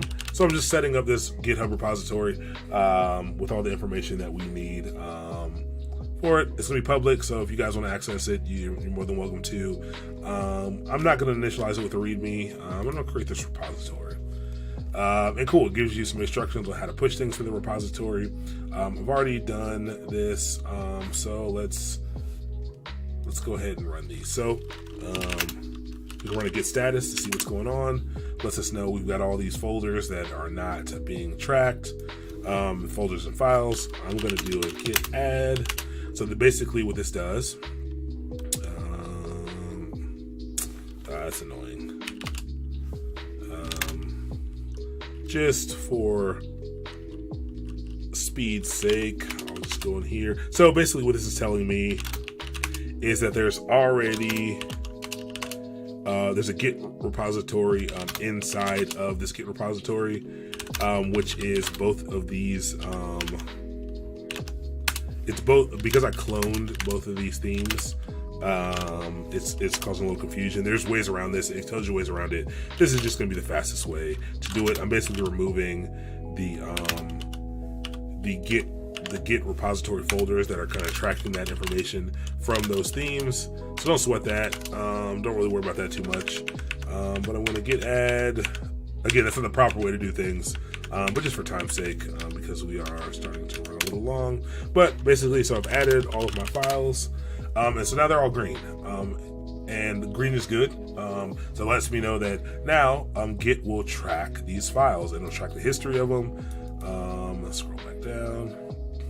It'll track changes and things like that. So now we're going to commit. So git commit -m. We're going to give it a message. We're going to say built our example Hugo site. So you want your commit message to be as descriptive as possible. It can really be anything though. And you press that, and what this does is, so Git tracks these files. When you add files, you tell Git, hey, I want you to follow along with these files, and you track what's going on with them. When you run a commit, what commit does is it creates a point in time representation of the file with all the changes that have been made, and it creates these things called patch files that allows you to, if you ever need to reverse this commit, or if you want other people to be able to pull this commit, it creates these Delta files that can be used to kind of get people's code bases in line with yours. So this kind of says, hey, I want you to save all these files kind of how they are now. And this will give it a specific hash. You can refer to it by the commit message we gave it. And then we're going to push it. So Git is a distributed version control system. So everyone can have a version of this on their own computer, and it's distributed. Everyone can work on it at will, offline, no big deal.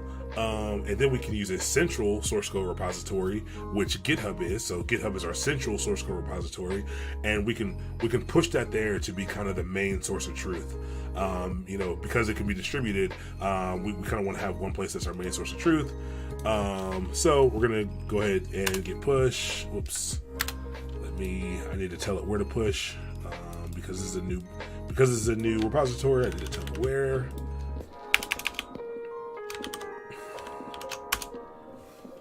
Add and git push.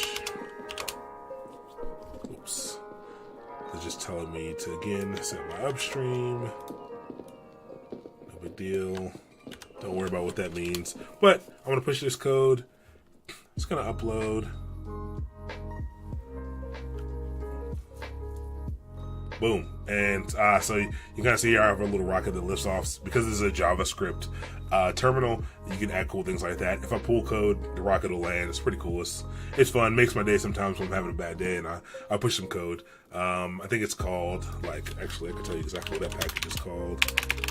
Actually, because people have actually asked me a lot about this, hyper.is. This is the terminal that I use. Again, it's just a node. It's a Electron thing, and it's got a bunch of plugins and a lot of cool things you can do with it. Easy to install. And I think that that plugin for the rocket is. And I might make a dot file so other people can grab this themselves. But it's called Git Falcon 9, and the theme that I'm using is Hyperterm Panda. You can just type those in and it'll install them all for you, but no big deal. So we push that up to GitHub, and now if I go to the repo and I refresh this page, all of our files are here. Pushed 3 minutes ago, perfect. So now we've got a repo. So we got a lot of stuff open. So let's close some of this extra stuff. We'll leave this up. We'll close this. We want this. Let's pull this back, and let's close everything to the right. Don't need that either. All right, cool. So we've got our Git repo set up, and now let's finish going through this blog. So, and this now you'll kind of see how you can kind of go through a tutorial and walk through how to read through them, and how to practice doing what they want you to do. So again, this will work for things like Hugo, Jekyll, and Gatsby. Remember I told you those are probably the three biggest ones. So if we want to use any ones of those, this same paradigm will work.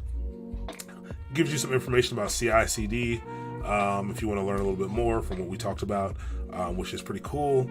And again, build, test, deploy, that's what we want to use this for. And using CircleCi. So start using it, log in. So let's duplicate. I think that, go to app. I'm logged in already. So I'm gonna go to my app, ask me if I'm starting my first project. So let's go ahead and add my project. Cool, so it looks like it's already, because I logged in with GitHub and authenticated with CircleCi through GitHub, it can see the projects that I have. So it's got Stream Hugo site. So it's basically reaching into this GitHub account, and I'm gonna set up this project. Cool. So a lot of words here, but it says setup project. It helps you. CircleCi helps you ship better code faster. Now that's the key. That is the key line to what a CI/CD pipeline does. It helps you to ship better code, and that's perfect terminology to me. Better code faster. And that's the goal here. You don't want to ship a lot of crappy code quickly. That's really bad. You want to be able to ship good code quickly. So this allows you to do that. And to start things off, all you need to do is add a config.yaml file to your project to start building. So most things you'll start to learn because a lot of things are backed by Linux and Unix. Linux and Unix they're just files and directories, honestly, and some executables.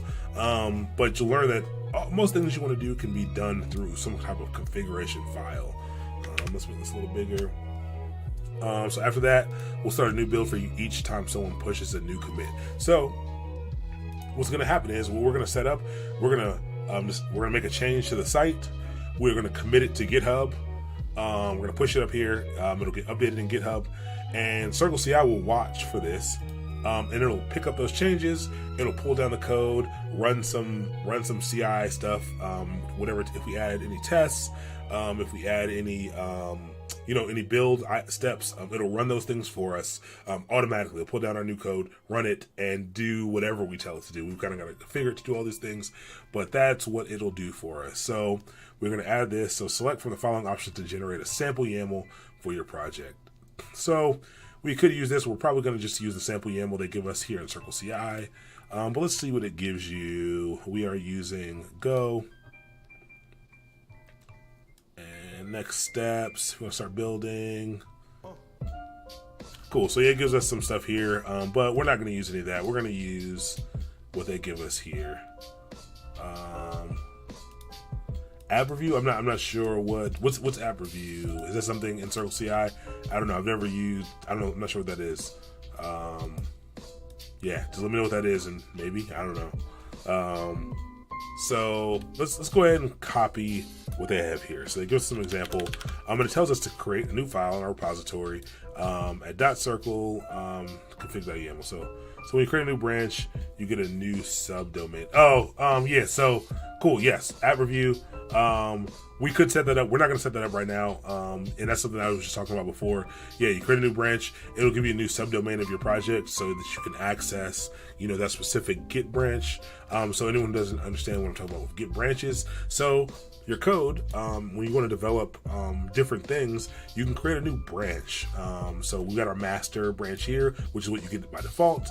But I could create a branch called development, or I could create a branch called, let's say I want to make a new page called about us or something on here. I create a branch for that if I wanted to. That was kind of a copy. Think about it like a tree. And we're basically going to say, give us a new branch off of this. So it'll take everything that's in master. It'll grow to the side, and it'll have the same code base over here that can kind of grow and splinter off in its own way if we'd like it to. And then we can kind of merge those things back into the trunk. But yeah, or you can create a branch for tickets, so there's different things you can work on. Everyone can be working on a different branch, so that you're not interfering with each other, and when things are ready to go, you can take that branch and put them back into the master branch and merge them back into the master branch. So a lot of cool things with Git. We could talk about Git for hours, honestly, days even. But yeah, we're not gonna do that right now. We're just gonna keep it kind of simple. we're going to add this project here. And where were we at? It was saying create this. So we're going to create this CircleCi config.yaml. And we'll create that in here. So it wants us to create a folder first off. I'll close all these. We'll call it circle. So if anyone doesn't know that dot preceding the name, that means all the files in here, like this folder is going to be hidden. That is a hidden notation in Linux and Unix. Yeah, if it has a dot in front of it, by default it'll be hidden. And we'll create, actually, it's called CircleCi, and then we'll create a file inside of the CircleCi folder called config. Man, I can't type right now. .yaml. Cool. So we created a new file here. I don't know why it's doing that. Oh well. So we'll copy this. We'll go over what it is, or what it means. Let's paste this in. Cool. So version 2. This is basically saying YAML version 2. Let's make this a little larger. And then you give it some jobs. And so we're gonna have a job that's build. It's a build job. And this looks like this tutorial is gonna use Docker. So we're gonna use Docker, and then it's got some parameters you can put in here, the directory you're working in. You can set up some environment variables, and then you can set up the steps for this build step. So let me see here. No, I've not tried Rancher since last time. I haven't gotten to it. I actually got invited out to some big Rancher like demo, but I wasn't able to make it. Still definitely something I want to check out. Number one. Windows 3. I don't want to use to delete files by reading them to. Windows 3.1. The first Windows I used was 95, I believe. So I don't know. It's very interesting. But yeah, so we started off with what they gave us here. Let's go back to, so it gives you a breakdown of what's in here as well. We're not going to go through each little piece right now. But yeah, so under jobs is an important one. We want to specify the jobs that we want to run when our code is pushed. So this is what we're going to tell it what to do. Are you sure? Not Texas. I don't know what that means. Are you sure it was about CI/CD, not Texans? I don't know. Oh, yes, Rancher. I get it. I'm pretty sure. I hope so. Because they were trying to sell me stuff. I don't know. Maybe they were trying to sell me some cowboy boots or something. But no, yeah, I'm pretty sure it was about Docker, and Rancher, and not actually about Texas. That was a good one. Had to call back to your previous comment, for sure. But this will go through this. Actually, let me paste this in. So if anyone wants to follow along. I can't even do that. I really need to enable bidirectional copy paste. I'll paste it in at the end. But you can just Google, if you just Google like CircleCi, maybe Hugo S3, maybe it'll come up. Yep, first thing that comes up. So Google this, it'll be the first option, and you can kind of follow along with what I'm doing here. But we'll paste that in. It lets us know everything that we're doing, and I'll kind of go through it as we get the code written up. So, use the environment section to define environment variables. To our build commands in this section, we will define variable Hugo build directory and use that as a reference to the destination directory where Hugo should place our generated HTML. So, because it looks like this is going to use Docker to build this, and so there are reasons for that. If we were not going to use Docker to build this, we'd have to install Go manually, we'd have to install Hugo manually, we'd have to do probably a lot of other things. We'd probably have to install tons of other dependencies and libraries. This way, using Docker, we can specify a Docker image, what they have here. With a Docker image here that has all the things that we need. If you're not familiar with Docker, that is I've also done a live stream on that, but I'm actually going to do a YouTube video on that pretty soon. So something that can stick around so people can refer to it. But this allows us to basically run an application with all its very quickly and easily with all of its dependencies, all of its binaries and libraries, all kind of packaged up for us. So we're going to use that Docker image, and we're going to kind of set up our build process around that. And we're going to use this Docker image to do the same thing that I did here. When you saw me in here run the Hugo command to kind of generate that site, we're going to have that be done in the Docker file. And we're going to have the Docker file do that. So let's copy what they have here. So they want our working directory to be Hugo. And so the tilde means it refers to it's a shortcut, and it's an alias to our home directory. So my home directory is, on Linux and Unix, your home directory is going to be /home/your username. I think for most distributions, not all distributions, they change. You can kind of set it to whatever you want it to be, but by default, that's what it is. So this just says this is an alias for whatever user this is going to run as, probably root. Start with the home directory, and in there, go to the /Hugo file, and then environment, we're going to add Hugo build directory. So this is an environment variable. So what an environment variable is a variable on the server that's kind of an alias to something else. So it's a variable that's set at a different value. So whenever we call Hugo build directory, it'll translate into whatever's after it. And so it's for something that can change. This is how you would do it. And then the Docker image would be Hugo latest. So I'm gonna copy this, paste that. Cool. So far, we're telling it to use Docker. We're telling it to use this Hugo latest image. And let's actually go to hub.standard app slug when I can. Yeah, no, I agree. I definitely agree with the standard app slug. I'm just going to try to go. I'm trying to go through this in case anyone else wants to follow.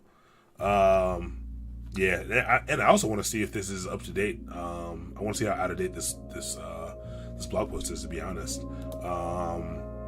Because there are actually easier ways to do this, but I want to follow this and see how good it is. It doesn't look like it's very long, so that's good. Let's see here. So steps, where was I? Oh yeah, I want to go to Docker Hub and look at. Okay, never mind. So CI builds is their own. Never mind. It's not going to be in here. I don't think. This is probably their own. It's probably their own GitHub. I know it's right here. So it's going to pull. If you go to hub.docker.com, this is the public Docker hub. So all the Docker images that are built are here. So it looks like CI builds built this Hugo container for us to be able to use. It tells us how to use it here at the bottom, but we don't need to worry about that right now. But it's going to pull this image that's publicly available to anyone. So you could do this locally as well if you wanted to try it out. If you're kind of getting up to speed with Docker as well, you may want to pull it down and see if you can try it out yourself. But there's our image. We've got everything that it has here. And now we want to configure our build steps. So now, so GitHub call CircleCi, which does Docker, then K's deploy. So yeah, I mean, we're not deploying to Kubernetes, but yeah. So GitHub doesn't actually call CircleCi. CircleCi is actually listening against GitHub for updates. When CircleCi sees that, it pulls in. It says, "All right, you configured me to be able to build and run tests against this branch." It'll take that information. It'll start up its own container, actually, and it'll pull down your code, your application code, and then it'll run everything that you specify after it. So it'll because we're using Docker, it'll basically do that. It'll pull down your code, then it'll pull down the Docker image that you specified, and then it'll run all of the steps that we're about to add now, and then deploy it to Kubernetes if you have it set up that way. And we're doing Hugo just because I had Go installed in this VM already. We talked about Jekyll a little bit, as well as Gatsby. No, I do think CircleCi uses. I think CircleCi does set up some webhooks. I think when you enable, I think it's some version of webhooks. I believe whenever you authenticate through GitHub, I think it does some weird thing and sets up, like once you allow access, I think it does set up some weird webhooks. Oh yeah, I mean, Gatsby's alright. If you like React, I'm new to the React scene, so I do like Gatsby a little bit. But yeah, so let's run the steps. So the steps are generally going to be just normal Linux commands that you want to run. So the first thing, it needs the build container needs Git to be able to pull down your code from GitHub. And the first thing we want to do is run an update on the server. So we're gonna add this, and we're gonna add the -checkout. So what this does is the first thing it's gonna do, it's gonna run an update on the build resource that spins up. And then it's going to install the Git package so that it can pull down our code. First two things we're going to do. And we could set up CI/CD for GeoCities. Is GeoCities still a thing? So if anyone doesn't know, GeoCities is a very old Yahoo thing that allowed people to kind of make their own websites. Super old. Man, I didn't know this was something. I haven't heard someone talk about GeoCities in a long time. No. Rancher is absolutely on the to-do list. I mean, for sure. Rancher, Kubernetes, for sure. We'll definitely be trying out Rancher at a later date. Man, GeoCities, 24 years ago. Came out in 94. That's a long time ago. Yeah.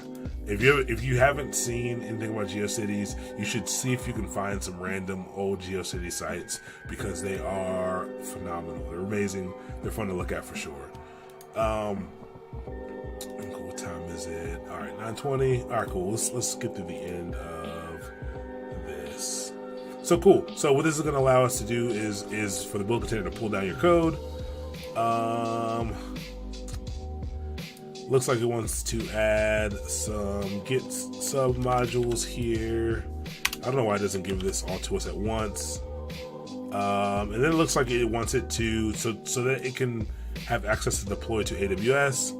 Looks like it wants to add some AWS commands. This looks like it's going to install Python. So Python, you need to use Python and pip to install the Amazon CLI. So the thing that you saw me run, those AWS CLI commands, you need Python to be able to do that stuff and to install this.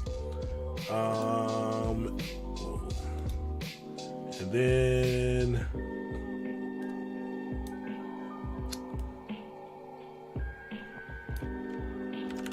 run Hugo. Let me see what this is doing.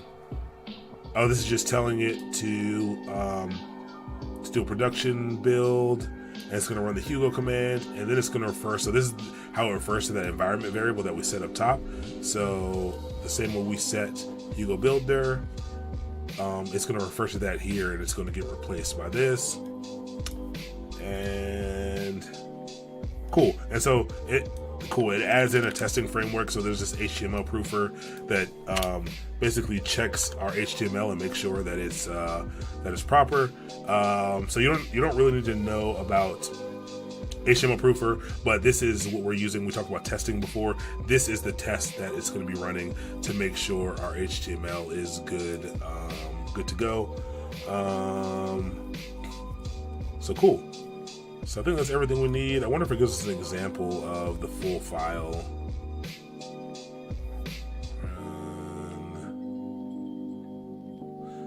Oh, the final config file. They should have just... I'll just copy that afterwards. So next piece we need to do. So we actually have to create a new user for CircleCi to push with. So I'll go into here. So Amazon has a very important service called IAM, which is Identity and Access Management. This is like the heart of security in AWS. So I'm going to create a new user. We're going to users. I only have one user now. I'm going to create a new one, and I'm going to call it going to call it CircleCi. And we want to give it programmatic access. So you have two options whenever you create a new user. And programmatic access will allow people to access it via the command line, like how we're doing here, or through, you know, a code SDK like this. But it will not give them access to log into this interface. We don't need CircleCi to be able to log into this interface, so we're not going to give it AWS Management Console access. So next, permissions. What we are going to do is give it permissions to, you know, I'm just going to give it all permissions for now, because this is my test account. This is my play account. And I'll probably delete this user right after this. But basically, you can give it specific access to specific services. So we can go in and give it access specifically to S3 to only be able to push to S3 if we wanted. But I'll just give it that now. This is a role that I created. I'll just do that. I don't want any tags for it. And I'm going to create this new user. Now, I'm gonna delete this user anyway. But you know what I'm going to do? I need to set this user up. Let me download this. It'll be all right. I'll delete this user right after we do this stuff. But so cool. So we have this user now. We have the credentials that we need to be able to set this up inside of CircleCi. So let's go back and read what it says here. So in order to deploy to S3, you can create an IAM user. So we just did this first line that can write to the bucket. So now we need to tell it to write to the bucket. The following security policy will allow CircleCi to send files to this bucket. So I could have given it just this policy instead of the DevOps role that I gave it, but I gave it the DevOps role because I didn't feel like doing this right now. And so make note of the access key, ID, and secret key. So on the last page, it gave us that information. Like that's what this stuff is. And I downloaded the CSV so I can save what that is. And so now I can. Let's go back to it. So those are important. Those are the things that you can use to authenticate with AWS and to be able to, you know, push things. So now it looks like I'll need to go to the build settings inside of my project. So let's put this over here and let's go to jobs, workflows, project, add project. We already did this. I never finished setting it up. Start building. Cool, so my project's set up. Looks like it's actually going to try to build right now, but I don't actually have anything in there, so it doesn't know what to do. But I'll go into settings here. Lost my spot. And on the settings screen, locate AWS permissions link.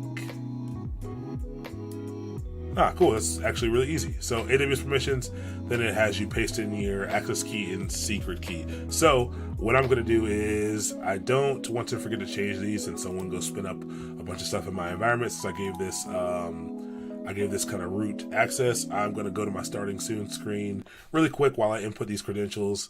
Please ignore this. I'm not actually gone. Let's go ahead and copy and paste this in, access key, secret key, hide that, and save. All right, that's all done. Let's come back. Boom. My AWS profile doesn't load properly, I think because I gave a fake US address and so not in the US in 2019. That's interesting. I've actually never had a profile. If my credentials were correct, I've never had it not work properly. So you can also use, if you are someone who has multiple AWS accounts, you can set up something called AWS profiles, where you can install multiple profiles for different accounts or different users, honestly, if you want, and you can kind of use those profiles to switch between them pretty easily. So cool. So I've got those in there. I think I already saved it. Cool. So now I've given CircleCi access to be able to push to S3. And where are we at now? So deploy production environment. So what I'm going to do is, it gives us more code to do, and I'm just going to copy what they have, and then I'm going to go through what it's doing because I don't feel like typing this out. let's delete this. Whoa. I should not have copied everything.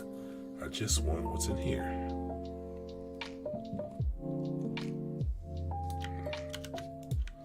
So this is just an extension of what we did, and this may look overwhelming to you now at first, but if you ever have to deal with Jenkins, and you ever written Jenkins, and you've ever written Groovy to build your stuff, you ever set up a Jenkins server, manage a Jenkins server, it's super hectic. This is all we have to do. This is a copy and paste job, but this is 45 lines of code, and we have an entire build job here. So let's see here.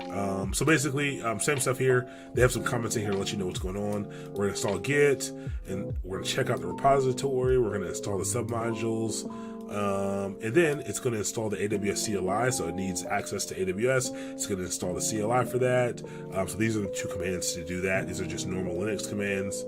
Then it's gonna run the Hugo command to build our Hugo site. Then it's going to run a test, so that HTML proofer, it's going to run that against our stuff to make sure HTML is fine, and then it's going to deploy it to the bucket that we want to deploy it to. And I need to change the bucket name here. I need to change the bucket name to, actually I don't remember the bucket name, so let's go back to here.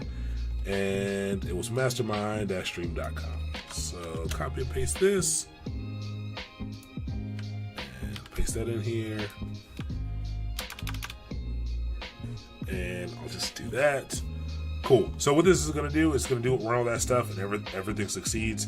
It will push up to where we want to go. So let's save that.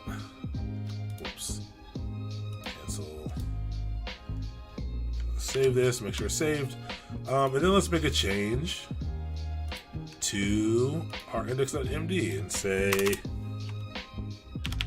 this is a test to see if Circle is working. So hopefully this works. They actually add a caveat down here at the bottom. Things may not work right because this may be out of date. So if not, we'll try to troubleshoot. But so we've done that, but now we need to go ahead and commit our code. So we've got the code changed locally, but we need to push it up. So let's do a git status as usual, get in the habit of doing git statuses, and add content underscore index.md, and we're gonna add the CircleCi folder. So git status. And we have our stuff here. We're going to do git commit -m. We're going to say added circle config and updated homepage. And then we're going to get to see the rocket again because we are going to git push. Boom, gonna see our rocket taking off here. And now our stuff's in GitHub. So we can see here that I pushed 17 seconds ago, and if I go to Circle now, I actually should be able to see, probably be able to see something. All right, so it failed. Cool. So it did try to build 20 seconds ago. Let's see what happened. Git submodule. All right, new URL found for submodule path themes Hugo learn in .git modules. Cool. No URL found. Okay. So I should not have deleted that that git .git folder. Let me see. Git. Let's see. Hugo learn theme. Because that's how it's gonna. That's what it's gonna use to pull that down. Let me redo this. Copy it. Let's reclone this inside of this folder. CD stream site themes. I'm gonna delete this.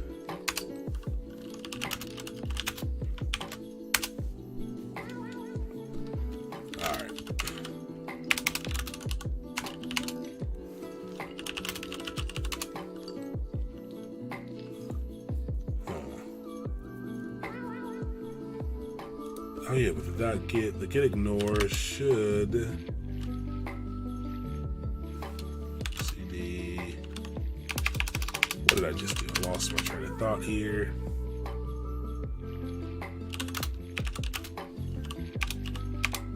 Did I just do this? Get clone. I think I just did that, yeah. Okay. And let's do a get status again. Status. Interesting. Okay, so what was our error here?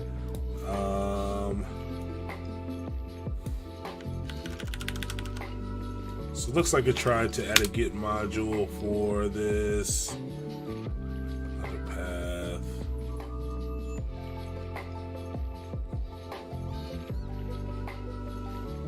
Let's see what's going on here.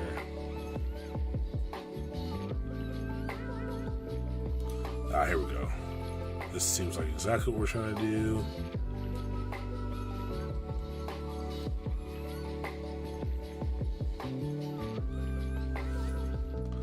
Empty folders to get.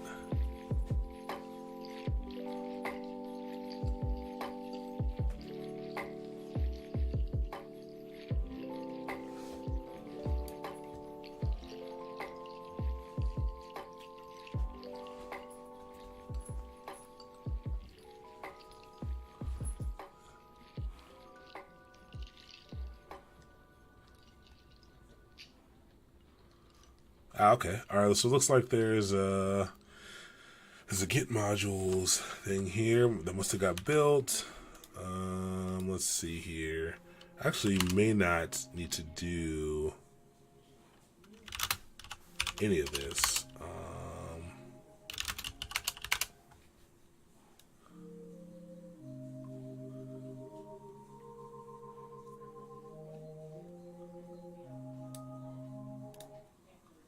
Okay, we'll just add this, touch get modules.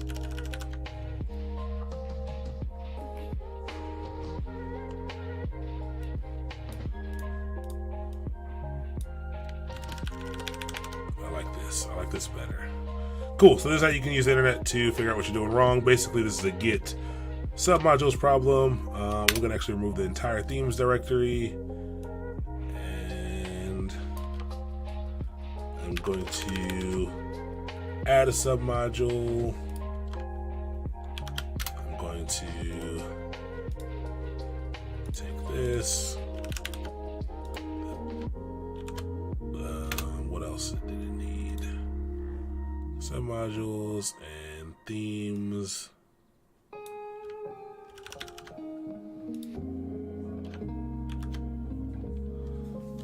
Hugo -learn -theme. All right. So now if I do get status, get add, I'm gonna add everything, get commit -m. So say I hopefully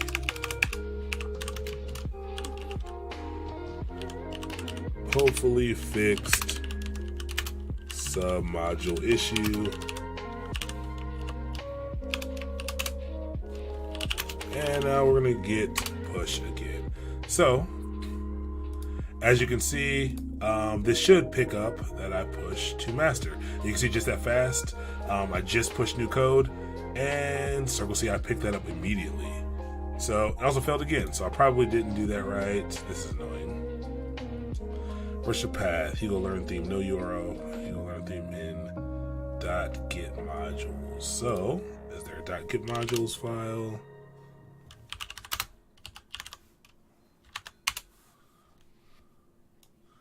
No URL for submodule path.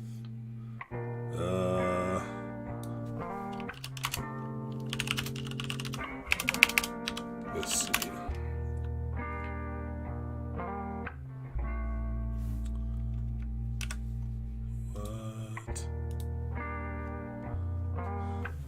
What changed?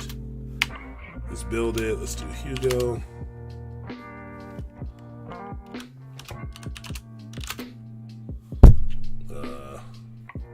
What?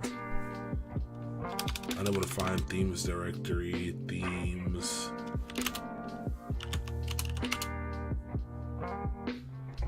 Hugo-learn. Oh, I need to rename. I named this wrong. It is supposed to be Hugo. It's supposed to be Hugo Learn theme. It looks like I named it wrong. So this is how you troubleshoot stuff. You just wait for errors and you troubleshoot. It's Hugo theme learn. And I think this is supposed to be. I just gave it the wrong path here. And if I type in Hugo theme learn, what is? Oh man, I'm struggling here. No, it is Hugo Learn theme. Okay, copy.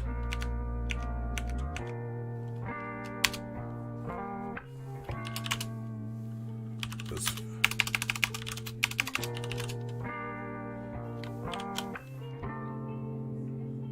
Hugo Learn theme is right, and let's make sure. Get modules.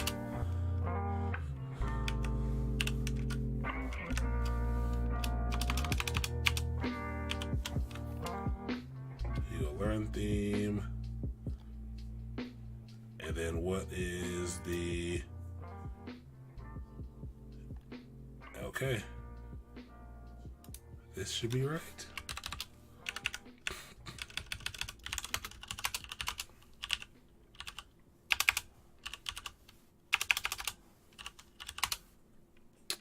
What is happening here? Stream unable to find directory Hugo theme learn. Okay, so why is it supposed to be that? Is that what's in my config? .toml. Yes, that is what is wrong. All right, now I think we've successfully troubleshooted. I don't know what the past tense of troubleshoot is. All right, that works. So let's add everything. Git commit-m actually fixed our issue. Git module issue, and let's push. And let's see if it picks it up and actually builds this time. Where are we at? What? Oh, there we go. Jobs. Picked it up. Let's see what happens. Hopefully, if it does fail, hopefully it gives us a new error. It made it past 6 and 7 seconds, but it did fail. And what did it fail on now? Cool. So it actually ran some stuff. Ran on 4 files, parsing HTML. Misplaced body tagline. So this is actually an issue with the 404 page. Interesting. So this failed because the 404 page that comes with, that gets built by Hugo, is wrong, or has some issues. So what we can do with this, error. I don't know much about HTML proof. Let's see. HTML proof for continue. Let's see if we can get it to not fail. So, and now you can see, what happens when you do have bad code. When you have these tests that you set up, this is HTML proofer is checking for something very specific and lets us know that in our 440 HTML, there's a misplaced body tagline on line 41, so we know exactly which line to go to, and lets us know there are different weird things happening. We didn't create this page, so I don't really want to worry about us fixing the page. I'd actually just like it to ignoring that. Let's actually HTML proof for Hugo Hugo 404. Let's see if it pops up.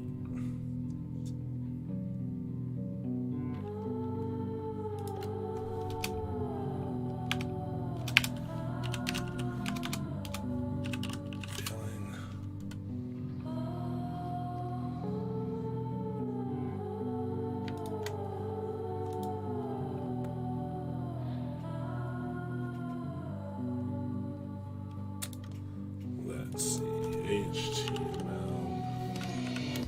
Ignore. Let's see if we can ignore that file. Looks like that's the only file it gave us. Yeah, 3 on all in the 404 file.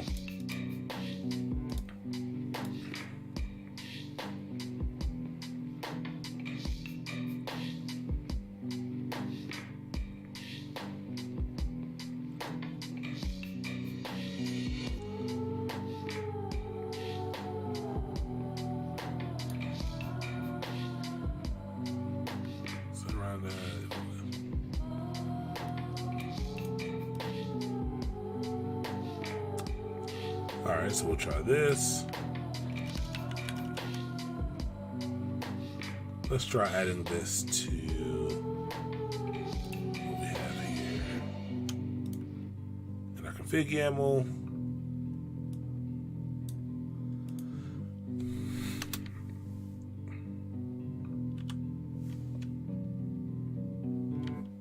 We'll save that, and we'll do another push and see if that works. So we'll get add, we'll get commit, same commit message, which you shouldn't do. You should add your own commit message, and we'll push again, and we'll see if we get the same error. We'll see if that ignore actually works. We may not have implemented that ignore properly.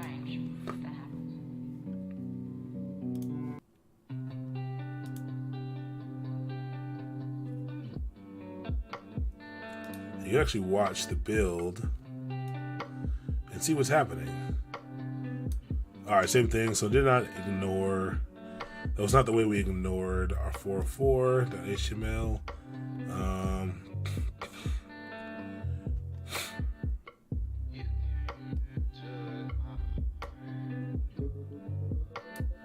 So under the status code, URL ignore options require array. Okay, ignoring content, data proofer, ignore, attribute to any tag, to ignore from the check. That's pretty annoying.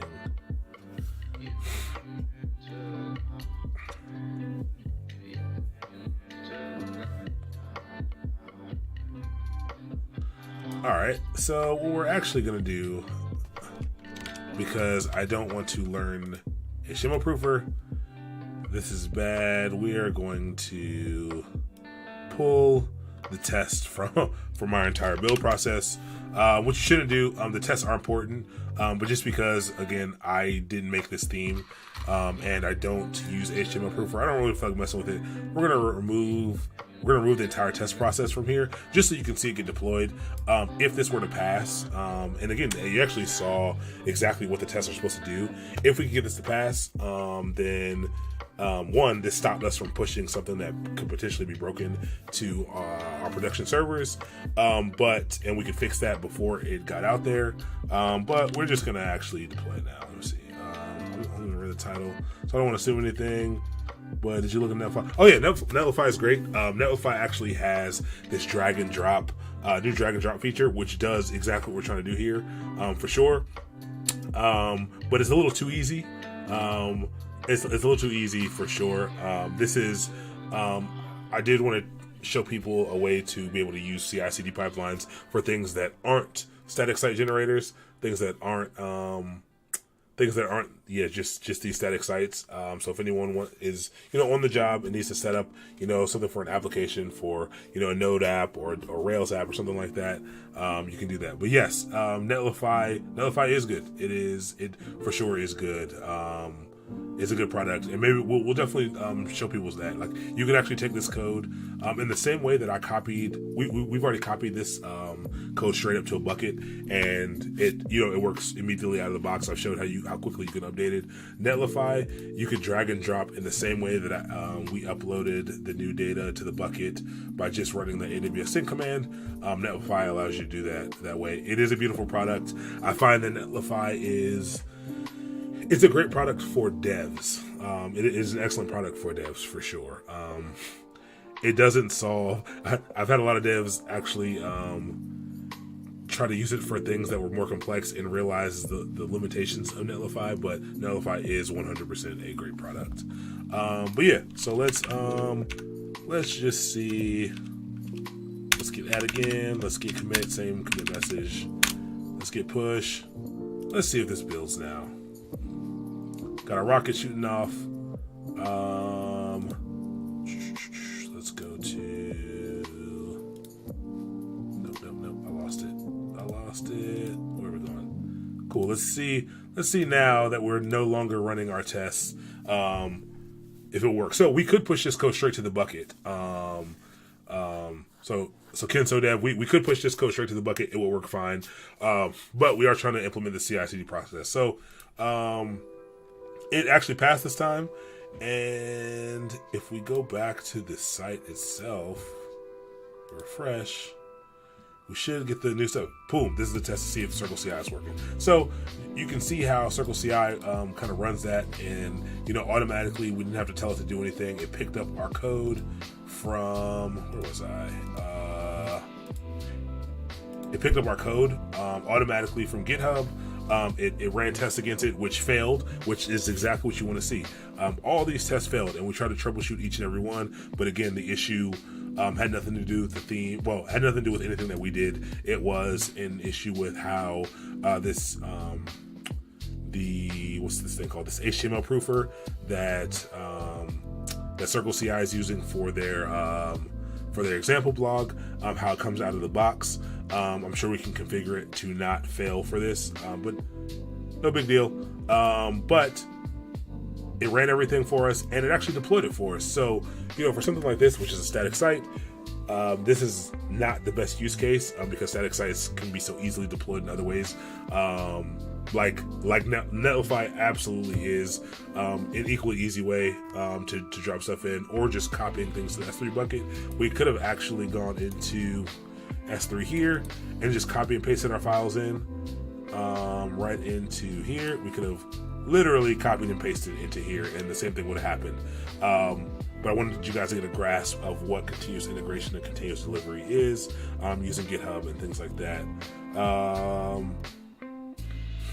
Yes, MASTERMND.io is broken. Thank you for pointing that out. I actually meant not to post the URL for it because I'm actually building a platform. So I'm building an open source platform, and I'll actually post the code very soon because I'd actually like people to help contribute. But there's tons of free content out on the internet on how to do this stuff. So I'm actually building a Gatsby site right now that's similar to like Team Treehouse, but I'm using content that's already readily available. So I've already looked into the terms and conditions of YouTube and things like that. But setting up these kind of courses and training courses completely free for people using content that's already created. Like, I feel there's no reason people shouldn't be using those. One of the main questions I get from people is like, I've learned this, what do I learn next? Like, where do I go here? I just learned about variables, and what do I do next? What projects can I do? So I'm trying to build a platform for that. Again, it's going to be an open source project. That's what MASTERMND.io is going to be for. So anyone who wants to be a part of that, the repo will be going up very soon, actually. I've got the shell of it. And basically, I was going to use a CMS, even though Gatsby is its own CMS. I found that Gatsby helps a lot before I was actually using Hugo with a CMS. But basically, we'll just plug in a bunch of YAML with basically URLs and links to specific pages, and it'll build the site for us. So if anyone wants to participate in that, I encourage that. If you want to get your hands on some open source projects or something to put on your resume, I'll definitely be giving information for that soon. But looks like we got it working. Took a lot longer than I expected, to be honest, and it wasn't 100% with the tests. But that's kind of how things go. That's what happens when you do it live. But it was fun. We got to see how to use S3. We got to use a static site generator to build a very quick site that took no time at all to build. But yeah. Oh, absolutely. Definitely everyone who's, if you're looking for a way to reach out to me, reach out on LinkedIn. If there's anything you want to talk about, if you want to kind of hop on here with me and kind of go through some stuff, this is all for fun. This is all to get people involved in the tech industry, to share knowledge, to do cool things. But yeah, so we built this site, we deployed it up so that it's accessible by everyone. We could have added it to a domain, but I didn't really feel like buying a domain. I don't have any spare domains lying around to have connected it to. And we saw a little bit about CircleCi. So if you didn't understand this process, CI/CD is actually a really big topic, and something that takes a lot longer than the hour or so that we've been working on it on here to learn. So definitely something we'll dive deeper into as we have more time. Definitely like a 4-hour session on a Saturday or something if people want to do it. No, I just learned about these commands that you can put in here. I didn't know you could put sweet like little commands that people can kind of just put a bang in front of and type in something and get information. Really cool. Definitely gonna work on setting that up. I'm actually really new to all this cool stuff you can do on Twitch, so I'll definitely be setting that up. So thank you. I like that you did that. And yep. And Charles Bouchon, one is a coworker of mine. Definitely always takes longer than expected. I also didn't know how to use HTML proofer, and didn't expect that out of the box it would not like my Hugo code that was statically generated, not by me. But yeah, sure. Yeah, so hopefully people got a lot out of this. Actually had a lot of fun doing it. Where do I work? So I work at a software company called Fearless out of Baltimore. Definitely check them out. We're always looking for good talent, so if you are interested, definitely check that out. Fearless.tech. There's a careers page on there. Really cool company. Really like it there a lot. So if anyone, as you're picking up new skills, or you may be more skilled than me, definitely reach out. We get a nice little referral bonus, so definitely reach out to me first, and not to Charles, so that I can get that referral bonus.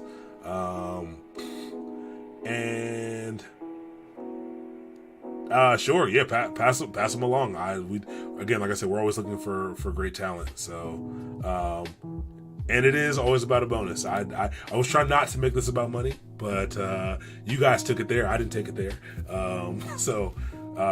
Yeah, if you're interested, definitely a great place to work. If you want more information on Fearless, I will definitely give it to you. But yeah, reach out to me on social media platforms. Reach out to me on LinkedIn. I'll be back on Friday. Actually, I'll be on here actually playing games on Friday, and doing just some Q&A. If anyone wants to talk about anything, definitely hop on. But I'll probably be playing some Apex Legends, which I'm not really good at. Maybe some Overwatch, which I'm better at, but also not very good. But just kind of a Friday wind down thing, so that we're kind of not doing the same thing that we've done all week, racking our brains on code and other technical things. And I'm hoping to drop a YouTube video on Friday. So follow me on social media so I can give you the YouTube link. I don't have enough followers to be able to have a custom YouTube URL, so I don't even want to share it because it's long and ugly. Actually, nope, I'm gonna share it right now. youtube.com, and because I do want people to follow me purely so I can get that custom URL, because that is important to me. I do have one video on there, which is my sweet video. Actually, you're all gonna watch it right now because I have that power.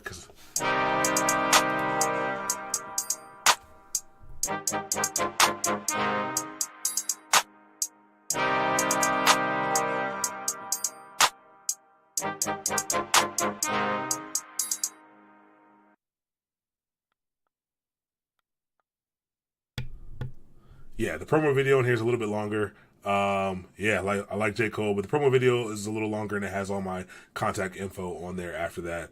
But definitely go subscribe. I'm trying to put out one video a week, more in depth, but definitely more conceptual. And then the streams are going to be a little more hands-on kind of workshops. They ever put Twitch vids on your YouTube? I have never done that. I literally just started the YouTube video like this morning, or like I uploaded the video last night. I will figure out how to download videos from Twitch and upload them to YouTube, because I do want these to stick around. I do want people to be able to take the topics that we dive deep into on here and kind of go back and watch them and kind of go through them again.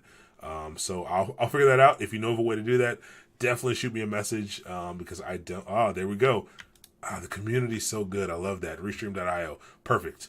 Appreciate it. I will use this. I'll figure out how to use this right after this, to be honest. Oh, you can stream on YouTube and Twitch at the same time. Oh, how much does this cost? You know, I don't really make any money off of this, so I don't know. Oh, it's free. It's free for a little while. Cool. This is perfect. Cool. So you just change your OBS URL to the Restream one, and it'll send to both. I love that. That's great. And this is why I did this. I love the community. You guys are always so helpful. Most of the time. So yeah, that's it for tonight. This was a long live stream, for sure. But definitely fruitful. Thanks everyone. Thanks everyone for the time. Thanks everyone for the help. Thanks everyone for the patience. I will see you all. Anyone who wants to join on Friday. If anyone plays PC games, we can squad up. I would like to play with some people because again, I'm not very good. And I want someone to help me win some games. I need a good carry. We can play some stuff on Friday if you guys want to play just to wind down. But yeah, if not, I'll see you Monday with the Crucible. We'll do some more code and stuff on exorcism.io. So cool. What kind of game should I get for PC? I don't really know much about Mac gaming, to be honest, at all. Like, I know nothing. I actually don't use. I use Windows here, and I use Linux for my work computer. So, no idea. So good luck. I'm sorry. I used to use one, but I traded it in for a little more powerful computer at work. But yeah, cool. I'm out of here. Peace, everybody.